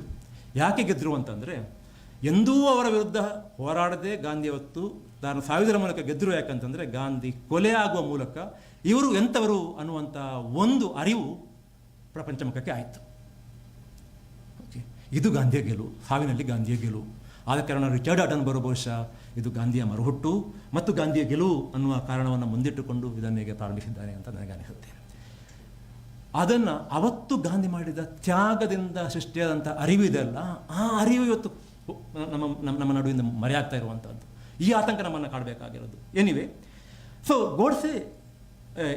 ನನ್ನ ಗೋಡ್ಸೆ ಮನೋಭಾವದ ಬಗ್ಗೆ ಕೊನೆಯ ಮಾತು. ಗೋಡ್ಸೆ ಇನ್ನೇನು ಗಲ್ಲಿಗೆ ಏರಿಸೋದು ಅನ್ನುವಂಥ ಹಂತದಲ್ಲಿ ಆ ಕಾಲದಲ್ಲಿ ಒಂದು ಇಂಗ್ಲೀಷ್ ಪತ್ರಿಕೆ, ಲೀಡರ್ ಅಂತ ಅದರ ಹೆಸರು, ಅದು ಈಗೆಲ್ಲ ಅಂತ ಲೀಡರ್, ಅದನ್ನು ಅವರು ಕೋಟ್ ಮಾಡ್ತಾರೆ. ಒಂದು ಸಂಪಾದಕೀಯ ಬರೆಯುತ್ತೆ, ಎಡಿಟೋರಿಯಲ್. ಆ ಸಂಪಾದಕದಲ್ಲಿ ಏನು ಬರೀತಾರೆ ಅಂತಂದರೆ, ಅದು ಇಡೀ ಪುಸ್ತಕದಲ್ಲಿ ಗೋಡ್ಸೆವಾದ ಅಥವಾ ಗೋಡ್ಸೆ ಮನಸ್ಥಿತಿ ಅಂದರೆ ಏನು ಅನ್ನೋದನ್ನು ಇದು ದಾಖಲಿಸುತ್ತೆ. ಆ ಸಂಪಾದಕೀಯವನ್ನು ಉದ್ಧರಿಸುವ ಮೂಲಕ ಲೀಡರ್ ಎಡಿಟೋರಿಯಲ್ 1949 ಜೂನ್ 22 ಗೋಡ್ಸೆ ಮೇಲ್ಮನವಿ ತಿರಸ್ಕೃತವಾಗುತ್ತೆ ಇಲ್ಲಿ ಪ್ರಿವ್ಯೂ ಕೌನ್ಸಿಲಲ್ಲಿ. ಈಗ ಅವರಿಗೆ ಗಲ್ಲು ಅನ್ನೋದು ಶಾಶ್ವತ ಆಗುತ್ತೆ. ಆಗ ಆ ಪತ್ರಿಕೆಯಲ್ಲಿ ಬರ್ತಕ್ಕಂಥ ಎಡಿಟೋರಿಯಲ್, ಗೋಡ್ಸೆ ನಿಸ್ಸಂದೇಹವಾಗಿ ಒಂದು ಚಿಂತನಾ ಕ್ರಮವನ್ನು ಪ್ರತಿನಿಧಿಸುತ್ತಾನೆ. ಈ ಚಿಂತನೆಯು ಪೈಶಾಚಿಕ ಸಿದ್ಧಾಂತವನ್ನು ಹೊಂದಿರುತ್ತದೆ. ಇಂಗ್ಲಿಷ್ ಏನಂತ ನನಗೆ ಮರ್ತೋಗಿದೆ ಈಗ. ಪೈಶಾಚಿಕ ಸಿದ್ಧಾಂತವನ್ನೇ ಹೊಂದಿರುತ್ತದೆ. ಪ್ರಸ್ತುತ ಈ ಸಿದ್ಧಾಂತವನ್ನು ಬೆಂಬಲಿಸುವವರು ನೈತಿಕರಾಗಿ ಭ್ರಷ್ಟರಾಗಿದ್ದಾರೆ. ಬರೆಯುವುದಲ್ಲ, ಗಾಂಧಿವಾದಿಗಳು ಬರೆಯುವುದಲ್ಲ, ಒಂದು ಪತ್ರಿಕೆ ಬರೆಯುವುದು. ಗೋಡ್ಸೆ ನಂಬಿದ್ದ ಚಿಂತನೆ ಆತನ ಸಾವಿನೊಂದಿಗೆ ಮುಗಿದು ಹೋದೀತು ಎಂದು ಚಿಂತಿಸುವುದು ತಪ್ಪಾಗುತ್ತದೆ. ಓಕೆ, ಗೋಡ್ಸೆ ನಂಬಿದ ಚಿಂತನೆ ಆತನ ಸಾವಿನೊಂದಿಗೆ ಮುಗಿದು ಹೋದೀತು ಎಂದು ಭಾವಿಸುವುದು ತಪ್ಪಾಗುತ್ತದೆ. ಸದ್ಯಕ್ಕೆ ಅದು ಸುಪ್ತವಾಗಿರಬಹುದೇ ಹೊರತು ಅಂತ್ಯವಾಗುವುದಿಲ್ಲ. ಸದ್ಯಕ್ಕೆ ಅದು ಸುಪ್ತವಾಗಿರಬಹುದೇ ಹೊರತು ಅಂತ್ಯವಾಗುವುದಿಲ್ಲ. ಆತನನ್ನು ಸಾಯಿಸುವ ಮೂಲಕ ಹುತಾತ್ಮ ಪಟ್ಟವನ್ನು ಕಟ್ಟಲು ಅವನಿಗೆ ಅವಕಾಶ ನೀಡಬಾರದು. ಗಾಂಧಿ ಭಾಳ ವಿಚಿತ್ರ ಅಂತಂದರೆ, ಈ ಪತ್ರಿಕೆ ಈ ಮಾತನ್ನು ಕೇಳ್ಕೊಳ್ಳುತ್ತೆ. ಅಲ್ಲಿ ಇಲ್ಲಿ ಕೆಲವರು ಇಲ್ಲ ಅವನನ್ನು ಗಲ್ಲಿಗೆ ಏರಿಸಬಾರ್ದು, ಯಾಕಂದರೆ ಗಾಂಧಿ ಇದನ್ನು ಒಪ್ಪಲ್ಲ ಅಂತ. ಕೊನೆಗೆ ಒಬ್ಬ ಗಾಂಧಿವಾದಿ ಒಂದು ಪತ್ರ ಬರೀತಾರೆ. ಯಾರಿಗೆ? ಜೈಲಾಧಿಕಾರಿಗಳಿಗೆ. ಅವರು ಹೇಳ್ತಾರೆ, ಗಾಂಧೀಜಿಯ ದೃಷ್ಟಿಯಿಂದ ಅವನನ್ನು ಗಲ್ಲಿಗೇರಿಸುವುದು ಸರಿಯಲ್ಲ ಅನ್ನೋದನ್ನು ನಾನು ಒಪ್ಪಿಕೊಳ್ತೇನೆ. ಗಾಂಧೀಜಿಯ ಆತ್ಮ ಚಡಪಡಿಸುತ್ತೆ. ಆದರೆ ಈಗ ಇರೋದು ಗಾಂಧಿಯ ಸರ್ಕಾರ ಅಲ್ಲ. ಓಕೆ, ಒಬ್ಬ ಗಾಂಧಿವಾದಿ ಹೇಳೋದು ಈಗ ಇರೋದು ಗಾಂಧಿಯ ಸರ್ಕಾರ ಅಲ್ಲ, ಆ ಸರ್ಕಾರಕ್ಕೆ ಏನು ಸರಿ ಕಾಣುತ್ತೋ ಅದನ್ನು ಮಾಡಲಿ ಅಂತ ಬರೀತಾರೆ. ಓಕೆ, ಹಾಗೆ ಬರೆದಾಗ ಅವರಿಗಿರತಕ್ಕಂಥ ಕೊನೆಯ ಆಶೆ ಬಿದ್ದೋಗುತ್ತೆ. ಏನು, ಯಾರಿಗೆ? ಗೋಡ್ಸೆಗಿರತಕ್ಕಂಥ ಕೊನೆಯ ಆಶೆ. ಗೋಡ್ಸೆಗೆ ಬದುಕಿಗಂತ ಇರಲಿಲ್ಲ, ಗೋಡ್ಸೆನ ಉಳಿಸ್ಕೋಬೇಕು ಅಂತ. ಅದು ಕೂಡ ನೋಡಿ, ಸಾವರ್ಕರ್ ಆದಿಯಾಗಿ ಹಿರಿಯ ನಾಯಕರಿಗೆ ಯಾರಿಗೂ ಕೂಡ ಆ ಚಿಂತನೆ ಇರಲಿಲ್ಲ. ಇದ್ದಿದ್ದು ಯಾರಿಗೆ ಅಂತಂದರೆ ಅವನ ಜೊತೆಗೆ ಕಾಲಾಳುಗಳಾಗಿದ್ದರಲ್ಲ, ಅವನ ಜೊತೆ ಕೈ ಜೋಡಿಸಿದ್ರಲ್ಲ, ಅಂಥವರಿಗೆ ಮಾತ್ರ. ಸೊ ಇಲ್ಲಿ ಸಂಪಾದಕರಲ್ಲಿ ಬರೀತಾರೆ, ಆತನನ್ನು ಬದುಕಲು ಬಿಡಬೇಕು. ಆತನ ಕೊನೆಯವರೆಗೂ ಮಾನವೀಯತೆಗೆ ಆತ ಉಂಟು ಮಾಡಿದ ನಷ್ಟ ಎಂಥದ್ದು ಎನ್ನುವುದನ್ನು ಆತ ಅನುಭವಿಸಬೇಕು. ಓಕೆ, ಕೊನೆಯ ತನಕ ಆತ ತಾನು ಈ ಕೃತ್ಯದಿಂದಾಗಿ, ತಾನು ಈ ಭ್ರಮೆಗೊಳಗಾಗಿ ಯಾವ ರೀತಿಯ ನಷ್ಟವನ್ನು ಇಡೀ ಮಾನವ ಕೋಟಿಗೆ, ಇಡೀ ಮಾನವೀಯತೆಗೆ ಮಾಡಿದ್ದಾನೆ ಅನ್ನೋದನ್ನು ಅವ ಅನುಭವಿಸಬೇಕು ಅಂತ ಬರೀತಾರೆ. ಇಲ್ಲಿಗೆ ಈ ಭಾಗ ನನ್ನ ಭಾಷಣದಲ್ಲಿ ಮುಗಿಸ್ತೇನೆ. ಈಗ ಕೊನೆಯ ಭಾಗ ಏನು ಅಂತಂದರೆ, ನಾವು ಗೋಡ್ಸೆ ಮನಸ್ಥಿತಿಯನ್ನು ಹೇಗೆ ಎದುರಿಸೋದು ಅಂತ. There is no magic bullet. Okay, ಯಾವ ಮ್ಯಾಜಿಕ್ ಬುಲೆಟ್ ಕೂಡ ನಮ್ಮಲ್ಲಿ ಇಲ್ಲ. ಯಾಕಂದರೆ 75 ವರ್ಷಗಳಲ್ಲಿ ನಾವು ಈ ಚಿಂತನೆ ಬೆಳೀತಾ ಬಂದಾಗ ನಾವು ಸುಮ್ಮನಿದ್ದುವಲ್ಲ, ನಾವು ಗಾಂಧಿಗೆ ಮಾಡಿದಂತಹ ಘೋರ ಪಾಪ, ಓಕೆ, ಗಾಂಧಿಗೆ ಸಿಗದಂತಹ ಪ್ರಮಾದ, ಅನ್ಯಾಯ, ಗಾಂಧಿಗೆ ಮಾಡಿದಂಥ ಅನ್ಯಾಯ ನಮಗೆ ಬಹುಶಃ ಯಾರಿಗೂ ಕೂಡ ಈ ಮನಸ್ಥಿತಿಯನ್ನು ಎದುರಿಸಬೇಕು ಅಂತ ಯಾರಿಗೆ ಅನಿಸಿಲ್ವೋ, ಇಷ್ಟರ ತನಕ ಜಾಗೃತ ಕರ್ನಾಟಕದವರಿಗೆ ಇವತ್ತು ಅನಿಸಿತ್ತು. ಕೆಲವರಿಗೆ ವೈಯಕ್ತಿಕವಾಗಿ ಹಿಂದೆ ಕೂಡ ಅನಿಸಿರ್ಬೋದು. ಯಾರಿಗೆ ಅನಿಸಿಲ್ವೋ ಅವರಿಗೆ ನನ್ನ ಪ್ರಕಾರ ಗಾಂಧಿ ಜಯಂತಿಯನ್ನು ಮಾಡುವಂಥ ಯಾವ ನೈತಿಕ ಹಕ್ಕು ಇಲ್ಲ. ಓಕೆ, ಸೊ ನಾವು 75 ವರ್ಷಗಳಲ್ಲಿ ಮಾಡದೆ ಉಳಿದದನ್ನು ಹೀಗೆ ಮಾಡಲಿಕ್ಕೆ ಹೊರಟಿದ್ದೇವೆ. ಆದ ಕಾರಣ ಇದು ಓವರ್ನೈಟ್, ರಾತ್ರಿ ಬೆಳಗಾಗೋದರೊಳಗೆ ಈ ವಿಷ, ಈ ಮನೋಸ್ಥಿತಿ ಬದಲಾಗುತ್ತೆ ಅಂತ ಯಾರಿಗೂ ಭ್ರಮೆ ಬೇಡ. ನಾವು ಏನು ಮಾಡ್ಬೋದು ಈಗ ಈ ಕಾಲಕ್ಕೆ ಅಂತಂದರೆ, ಏನೂ ಮಾಡೋದು ಬೇಡ, ಬರೀ ಸತ್ಯವನ್ನು ಜನರ ಮುಂದಿಟ್ಟರೆ ಸಾಕು. ಓಕೆ, ಸತ್ಯವನ್ನು ಜನ ಒಪ್ಪೋದಿಲ್ಲ. ಸತ್ಯವನ್ನು ಜನ ಒಪ್ಪದ ರೀತಿಯಲ್ಲಿ ಆ ಶಕ್ತಿ ಇವತ್ತು ಬೃಹತ್ತಾಗಿ ಬೆಳೆದು ನಿಂತಿದೆ. ಆದರೆ ಅದರ ಬಗ್ಗೆ ತಲೆ ಕೆಡಿಸ್ಕೋಬೇಕಾಗಿಲ್ಲ. ದಿನೇಶ್ ಗುಂಡೂರಾವ್ ಅವರು ಹೇಳಿದ ಹಾಗೆ ಮತ್ತೆ ನಾವು ಗಾಂಧಿಯತ್ತ ನೋಡಬೇಕು. ಗಾಂಧಿ ನಡೆಸಿದಂತಹ ಅವರ ಹೋರಾಟ ಇದೆಯಲ್ಲ, ಇಡೀ ಸ್ವಾತಂತ್ರ್ಯ ಸಂಗ್ರಾಮದ ಚರಿತ್ರೆ ಇದೆಯಲ್ಲ, ಅಲ್ಲೇ ನಮಗೆ ಇದಕ್ಕೆ ಉತ್ತರ ಸಿಗುತ್ತೆ. ಯಾವ ರೀತಿಯಲ್ಲಿ ಇದನ್ನು ಎದುರಿಸಬೇಕು ಅನ್ನೋದಕ್ಕೆ ಅಲ್ಲೇ ನಮಗೆ ಉತ್ತರ ಸಿಗುತ್ತೆ. ಗಾಂಧಿಯ ಪ್ರಸ್ತುತತೆಯ ಬಗ್ಗೆ ಮಾತಾಡುವತ್ತಿಗೆ ಈ ಕಾಲಕ್ಕೆ, ಈ ತಲೆಮಾರಿನವರು ಈ ಗಾಂಧಿಯನ್ನು ಬಿಟ್ಟು ಬಹಳ ಮುಂದೆ ಹೋಗಿರತಕ್ಕಂತಹ, ಪ್ರಪಂಚ ಮುಂದೆ ಹೋಗಿರತಕ್ಕಂಥ ಈ ಸಂದರ್ಭದಲ್ಲಿ ಗಾಂಧಿ ಹೇಗೆ ಪ್ರಸ್ತುತರಾಗ್ತಾರೆ ಅನ್ನೋದಕ್ಕೆ ಬೇರೆ ಬೇರೆ ರೀತಿಯ ಕಾರಣಗಳನ್ನು ಕೊಡ್ತಾರೆ. ನಾನು ಅದಕ್ಕೊಂದು ಆಧ್ಯಾತ್ಮಿಕ ಕಾರಣವನ್ನು ಕೊಟ್ಟು, ಆ ಆಧ್ಯಾತ್ಮಿಕ ಕಾರಣ ಒಂದು ರೀತಿಯಲ್ಲಿ ಮಾನಸಿಕ, ಸೈಕಾಲಜಿಕಲ್ ಆದಂತಹ ಕಾರಣ ಕೂಡ ಆಗಿರುತ್ತೆ. ಆ ಕಾರಣವನ್ನು ದೃಷ್ಟಿಯಲ್ಲಿಟ್ಟುಕೊಂಡು ನಾವು ಈ ಗೋಡ್ಸೆ ಮನೋಸ್ಥಿತಿಯನ್ನು ಹೇಗೆ ಎದುರಿಸಬೇಕು ಅನ್ನುವಂಥ ಸನ್ನಾಹವನ್ನು ಮಾಡಬೇಕು ಅಂತ ನನಗನ್ನಿಸುತ್ತೆ. ಅದು ಏನು ಅಂತಂದರೆ, ನನ್ನ ಕೊನೆಯ ಮಾತು ಅದು ಏನು ಅಂತಂದರೆ, ಗಾಂಧಿ ಬ್ರಿಟಿಷ್ ಸಾಮ್ರಾಜ್ಯವನ್ನು ಎದುರಿಸಲಿಕ್ಕೆ ಹೊರಟಾಗ ಗಾಂಧಿ ಒಬ್ಬಂಟಿಯಾಗಿದ್ದರು. ಕೊನೆಗೂ ಗಾಂಧಿ ಒಬ್ಬಂಟಿ ಆದರೂ ಅದು ಪ್ರಶ್ನೆ ಬೇರೆ. ಆದರೆ ಸೂರ್ಯ ಮುಳುಗದ ಸಾಮ್ರಾಜ್ಯ, ಓಕೆ, ಅದರ ಎದುರು ಗಾಂಧಿ ಒಬ್ಬ ವ್ಯಕ್ತಿ. ಓಕೆ, ಒಬ್ಬ ವ್ಯಕ್ತಿ, ಏನೂ ಇಲ್ಲದ ವ್ಯಕ್ತಿ. ಅಂದಿಗೆ ಗಾಂಧೀಜಿ ಹತ್ರ ಏನಿತ್ತು ಅಂತ ಕೇಳಿದರೆ ಏನೂ ಇರಲಿಲ್ಲ. ಅಂದಿಗೆ ಬ್ರಿಟಿಷ್ ಸಾಮ್ರಾಜ್ಯದ ಕೈಯಲ್ಲಿ ಏನಿತ್ತು ಅಂತ ಕೇಳಿದರೆ ಎಲ್ಲವೂ ಇತ್ತು. ಎಲ್ಲವೂ ಇದ್ದಂತಹ ಅತ್ಯಂತ ಶಕ್ತಿಯುತವಂತಹ ಒಂದು ಸಾಮ್ರಾಜ್ಯದ ಎದುರು ಏನೂ ಇಲ್ಲದ ಗಾಂಧಿ ಹೋರಾಡುವ ಮನೋಸ್ಥೈರ್ಯವನ್ನು ಬೆಳೆಸಿಕೊಂಡ್ರಲ್ಲ, ಆ ಮನೋಸ್ಥೈರ್ಯದಲ್ಲಿ ನಮ್ಮ ಇವತ್ತಿನ ಈ ಸ್ಟ್ರಾಟಜಿಯನ್ನು ಕಂಡುಕೋಬೇಕು. ಗೋಡ್ಸೆ ಮನಸ್ಥಿತಿಯನ್ನು ನಾವು ಎದುರಿಸುವತ್ತಿಗೆ ಗಾಂಧೀಜಿ ಅವತ್ತು ತಳೆದಂತಹ ಅವರಿಗೆ ಬಂದಂತಹ ಧೈರ್ಯ ಇದೆಯಲ್ಲ, ಅವರಿಗೆ ಎಲ್ಲಿಂದ ಬಂತು ಆ ಧೈರ್ಯ ಅಂತ ನಾವು ಪ್ರಶ್ನಿಸಿದಾಗ ನಮಗೆ ಇವತ್ತು ಬೃಹದಾಕಾರವಾಗಿ ಗೋಡ್ಸೆ ಮನಸ್ಥಿತಿ ಇವತ್ತು ಎಲ್ಲಿ ತನಕ ಬೆಳೆದು ನಿಂತಿದೆ ಅಂತಂದರೆ, ನಮ್ಮ ಮಕ್ಕಳಲ್ಲೇ ಒಬ್ಬ ಗೋಡ್ಸೆಯನ್ನು ಸೃಷ್ಟಿ ಮಾಡುವಂಥ ಕೆಲಸ ನಡೀತಾ ಇದೆ. ನಮ್ಮ ಮಕ್ಕಳಲ್ಲಿ ಒಬ್ಬ ಗೋಡ್ಸೆಯ ಪರವಾಗಿ ಮಾತಾಡ್ಬೋದು. ನಾವು ಅವರೆಲ್ಲ ನಮ್ಮವರಲ್ಲದ ಅಂತ ನಾವು ಅವ್ರನ್ನ ಬಿಟ್ಟುಬಿಡುವಾಗಿಲ್ಲ. ಅವರೆಲ್ಲ ಮನುಷ್ಯರು, ಅವರೆಲ್ಲ ಒಳ್ಳೆಯವರು, ಅವರು ಸಂಪ್ರದಾಯವಾದಿಗಳಾಗಿರ್ಬೋದು. ಅವರು ನಾವು ಮಾತಾಡೋದಂಥ ದಿನೇಶ್ ಗುಂಡ್ರು ಅವರು ಹೇಳಿದಲ್ಲ, ಸಂಪ್ರದಾಯವಾದಿಗಳಾಗಿರ್ಬೋದು. ಸಂಪ್ರದಾಯವನ್ನು ಯಾರಾದರೂ ಪಾಲಿಸೋದು ಅವರಿಗೆ ಬಿಟ್ಟಿದ್ದು, ಅದೆಲ್ಲ ವಿಚಾರ. ಆದರೆ ಅವರು ಯಾಕೆ ಮತ್ತೆ ಮತ್ತೆ ಗೋಡ್ಸೆಯನ್ನು ಒಪ್ಪಿಕೊಳ್ತಾರೆ, ಗಾಂಧಿಯನ್ನು ವಿರೋಧಿಸ್ತಾರೆ, ಗಾಂಧಿಗೆ ಡೌನ್ ಡೆತ್ ಟು ಗಾಂಧಿ ಅಂತ ಆಗ ಕಾಲಕ್ಕೆ ನೋಡಿ. ಯಾರು ಕೂಡ ಯಾವುದೇ ರೀತಿಯಲ್ಲಿ ವಿರೋಧಿಸುವಾಗ ಯಾರನ್ನಾದರೂ ವಿರೋಧಿಸುವತ್ತಿಗೆ ನೀವು ಡೌನ್ ಅಂತಾರೆ, ಮುರ್ದಾಬಾದ್ ಅಂತೀರಿ, ಡೆತ್ ಅಂತ ಹೇಳಲ್ಲ. ಬಟ್ ಗಾಂಧೀಜಿ ಜೀವನದ ಉದ್ದಕ್ಕೂ ಇವರು ಗಾಂಧೀಜಿಯ ವಿರುದ್ಧ ಪ್ರತಿಭಟಿಸುವತ್ತಿಗೆ ಡೆತ್ ಟು ಗಾಂಧೀಜಿ ಅಂತ ಹೇಳ್ತಿದ್ದು, ಸಾಯು ನೀನು ಅಂತ. ಇನ್ನೊಂದು ವಿಚಾರ ಹೇಳ್ತೇನೆ, ತಡ ಆಗ್ತಾ ಇದೆ, ಆದರೂ ಒಂದು ವಿಚಾರ ಹೇಳ್ತೇನೆ. ಪ್ರಪಂಚದಲ್ಲಿ ಮೊದಲು ಫೇಕ್ ನ್ಯೂಸನ್ನು ಜನಕ ಅಂತ ಯಾರು ಇದ್ದರೆ ಗೋಡ್ಸೆ. 2 ಪತ್ರಿಕೆ ನಡೆಸಿದ್ದಾನೆ ಅವ, ಒಂದೇ ಪತ್ರಿಕೆನ 2 ಹೆಸರಲ್ಲಿ ನಡೆಸಿದ್ದಾನೆ. ಆ 2 ಪತ್ರಿಕೆಗಳಲ್ಲಿ ಅವ ಬರೀತಿದ್ದದ್ದು ಫೇಕ್ ನ್ಯೂಸೇ. ಅದರಲ್ಲಿ ಒಂದು ನ್ಯೂಸ್ ಐಟಮ್ನ ಹೆಡ್ಲೈನ್ ಏನಿತ್ತು ಅಂತಂದರೆ, ಗಾಂಧಿ ನೀನು ಆತ್ಮಹತ್ಯೆ ಆದರೂ ಮಾಡಿಕೋ ಅಂತ. ಓಕೆ, ನನಗೆ ನಿನ್ನನ್ನು ಕೊಲ್ಲಿಕ್ಕೆ ಆಗೋದಿಲ್ಲ ಅಂತ ಒಂದು ಹಂತದಲ್ಲಿ ಅವನಿಗೆ ನಿರಾಸನಾಗಿರ್ತಾನೆ. ಆಗ ಒಂದು ಹೆಡ್ಲೈನ್, ಗಾಂಧಿ ಕಮಿಟ್ ಸೂಸೈಡ್, ನಿನ್ನನ್ನು ಆತ್ಮಹತ್ಯೆ ಮಾಡಿಕೋ ಅಂತ. ಸೊ ಈ ಕಾಲದಲ್ಲಿ ಒಂದು ದೊಡ್ಡ ಸಂಖ್ಯೆಯ ಜನ ಯಾಕೆ ಗೋಡ್ಸೆಯನ್ನು ಒಪ್ಪಿಕೊಳ್ತಾ ಇದ್ದಾರೆ ಅಂತಂದರೆ, ಅವರಿಗೆ ಸತ್ಯ ಗೊತ್ತಿಲ್ಲ. ಅವರಿಗೆ ಸತ್ಯ ಗೊತ್ತಿಲ್ಲದೆ ಅವರು ಒಪ್ಪಿಕೊಂಡಾಗ ಅವರ ಸಂಖ್ಯೆ ದೊಡ್ಡದಾಗಿದೆ. ಆ ಸಂಖ್ಯೆಯನ್ನು ನೋಡಿಬಿಟ್ಟು ಅಯ್ಯೋ ನಾವು ಏನು ಮಾಡಲಿಕ್ಕೆ ಆಗೋದಿಲ್ಲ ಅಂತ ನಾವು ಹೊರಟಿದ್ದೇವೆ. ಅದಲ್ಲ, ಗಾಂಧಿ ಅವತ್ತು ಏನೂ ಅಲ್ಲದ ಗಾಂಧಿ ಬ್ರಿಟಿಷ್ ಸಾಮ್ರಾಜ್ಯವನ್ನು, ಸೂರ್ಯ ಮುಳುಗದಂತಹ ಸಾಮ್ರಾಜ್ಯವನ್ನು ಎದುರಿಸಿ ನಿಂತಿರಲ್ಲ. ಹೇಗೆ ಅದು ಸಾಧ್ಯ ಆಯಿತು ಅಂತಂದರೆ, ಗಾಂಧಿ ಆ ಶಕ್ತಿಯನ್ನು ತನ್ನ ಒಳಗಿಂದ ಪಡ್ಕೊಂಡ್ರು. ಓಕೆ, ಮತ್ತು ಗಾಂಧಿ ಆ ಶಕ್ತಿಯನ್ನು ಹೊರಗಿಂದ ಪಡ್ಕೊಂಡ್ರು. ನೀವು ಗಾಂಧಿ ಸಿನಿಮಾದಲ್ಲಿ ಗೋಖಲೆ ಅವರು ಬಂದು ಹೇಳ್ತಾರೆ ಗಾಂಧಿಯವರ ಹತ್ರ, ನೋಡು ನೀನು ಜರ್ನಲಿಸ್ಟ್ ಆಗಬೇಕು ಅಂತ ಹೊರಟಿದ್ಯಾ, ಭಾರತಕ್ಕೆ ಬಂದುಬಿಟ್ಟು ಈ ದೇಶದಲ್ಲಿ ಬೇಕಾದಷ್ಟು ಜರ್ನಲಿಸ್ಟ್ಗಳಿದ್ದಾರೆ, ನಿನ್ನ ಅಗತ್ಯ ಇಲ್ಲ, ಈ ದೇಶಕ್ಕೆ ನಾಯಕತ್ವ ಕೊಡಬೇಕು, ನೀನು ಸೌತ್ ಆಫ್ರಿಕಾದಲ್ಲಿ ಅಷ್ಟೆಲ್ಲ ಕೆಲಸ ಮಾಡಿ ಬಂದಿದೆಯಲ್ಲ, ನೀನು ನಾಯಕತ್ವ ಕೊಡಬೇಕು ಅಂತ. ಗಾಂಧಿ ಬೆವತು ಹೋಗ್ತಾರೆ, ಅಯ್ಯೋ ನಾನು ಸ್ವಾತಂತ್ರ್ಯ ಸಂಗ್ರಾಮವನ್ನು ಮುನ್ನಡೆಸೋದು ಅಂತ ಒಪ್ಪಿಕೋಬೇಕಾಗತ್ತೆ. ಅವರು ಒಪ್ಪಿಕೊಂಡ ನಂತರ ರಿಚರ್ಡ್ ಅಟನ್ಬರೋ ಅವರ ಸಿನಿಮಾದಲ್ಲಿ ಮುಂದಿನ ಸೀನ್ ಏನಿಗೆ ಗೊತ್ತಾ, ಗಾಂಧಿ ಇಡೀ ದೇಶವನ್ನು ಸುತ್ತುವುದು. ಈ ದೇಶವನ್ನು ಅರ್ಥ ಮಾಡಿಕೊಳ್ಳದೆ ಈ ದೇಶದಲ್ಲಿರತಕ್ಕಂಥ ಕೆಡುಕನ್ನು ನೀವು ನಿವಾರಿಸಲಿಕ್ಕೆ ಸಾಧ್ಯ ಇಲ್ಲ. ನಾವು ಇವತ್ತು ದೇಶವನ್ನು ಅರ್ಥ ಮಾಡಿಕೊಳ್ಳೋದು ಅಂತಂದರೆ ಜನರನ್ನು ಅರ್ಥ ಮಾಡಿಕೊಳ್ಳೋದು ಅಂತಂದರೆ ನಮ್ಮ ವಿಚಾರಧಾರೆಗೆ ವಿರುದ್ಧವಾಗಿರತಕ್ಕಂಥ ವಿಚಾರಧಾರೆ, ಅವರ ಹತ್ರ ಮಾನವೀಯತೆ ಅಂತ ಇದ್ದರೆ ಅವರ ಹತ್ರ ನಾವು ಮಾತಾಡ್ಬೋದು. ಇವತ್ತು ಮಾತಾಡಲಿಕ್ಕೆ ಸಾಧ್ಯ ಆಗದೇ ಇರ್ಬೋದು, ನಾಳೆ ಮಾತಾಡ್ಬೋದು. ಇದನ್ನು ನಾವು ಗಾಂಧಿಯಿಂದ ಪಡ್ಕೋಬೇಕಾಗಿತ್ತು. ಎರಡನೇದು, ಗಾಂಧೀಜಿ ಇಡೀ ನೀವು ಸ್ವಾತಂತ್ರ್ಯ ಸಂಗ್ರಾಮವನ್ನು ನೋಡಿದರೆ ಅಸಹಕಾರ ಚಳವಳಿ ನಡೆಯುತ್ತೆ, ಆನಂತರ 10 ವರ್ಷ ಏನೂ ಇರುವುದಿಲ್ಲ. ಕಾನೂನು ಭಂಗ ಚಳವಳಿ ನಡೆಯುತ್ತೆ, ಆನಂತರ 10 ವರ್ಷ ಏನೂ ಇರುವುದಿಲ್ಲ. ಈ ರೀತಿ ಒಂದೊಂದು ಚಳವಳಿ ಉಚ್ಚಾಯ ಸ್ಥಿತಿಗೆ ಹೋದಂಥ ಸ್ಥಿತಿಯಲ್ಲಿ ಅದೊಮ್ಮೆ ಅದು ಮತ್ತೆ ಅದನ್ನು ನಿಲ್ಲಿಸಿಬಿಟ್ಟು ಆನಂತರ 10 ವರ್ಷ, 1 ವರ್ಷ ಅಲ್ಲ, 2 ವರ್ಷ ಅಲ್ಲ, 3 ವರ್ಷ ನಮಗೆ ಇಲ್ಲಿ ಚಳವಳಿ ಕಟ್ಟುವವರಿಗೆ, ನಮಗೆ ಇಲ್ಲಿ ಸಾರ್ವಜನಿಕರಲ್ಲಿ ಅಭಿಪ್ರಾಯ ಮೂಡಿಸುವವರಿಗೆ, ನಮಗೆ ಸಾರ್ವಜನಿಕರಿಗೆ ತಿಳುವಳಿಕೆ ಮೂಡಿಸುವವರಿಗೆ ನಾವು ಅವಸರದಲ್ಲಿದ್ದೇವೆ. ಓಕೆ, ಇವತ್ತೇ ಆಗಿಬಿಡಬೇಕು ಅಂತ. ಹಾಗೆ ಆಗೋದಿಲ್ಲ. ಗಾಂಧೀಜಿ 10 ವರ್ಷ ಧ್ಯಾನಿಸ್ತಿದ್ರು. ಎರಡು ಘಟನೆಗಳ ನಡುವೆ, 2 ಹೋರಾಟಗಳ ನಡುವೆ 1 ವರ್ಷ ಅಲ್ಲ, 2 ವರ್ಷ ಅಲ್ಲ, ಸುಮಾರು 8 ರಿಂದ 10 ವರ್ಷ ಗಾಂಧೀಜಿ ಧ್ಯಾನಿಸ್ತಿದ್ರು.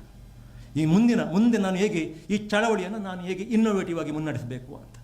ಸೊ ಅದು ಗಾಂಧೀಜಿ ಒಳಗಿಂದ ಪಡ್ಕೊಂಡಂಥದ್ದು ಅಂತಸತ್ವ.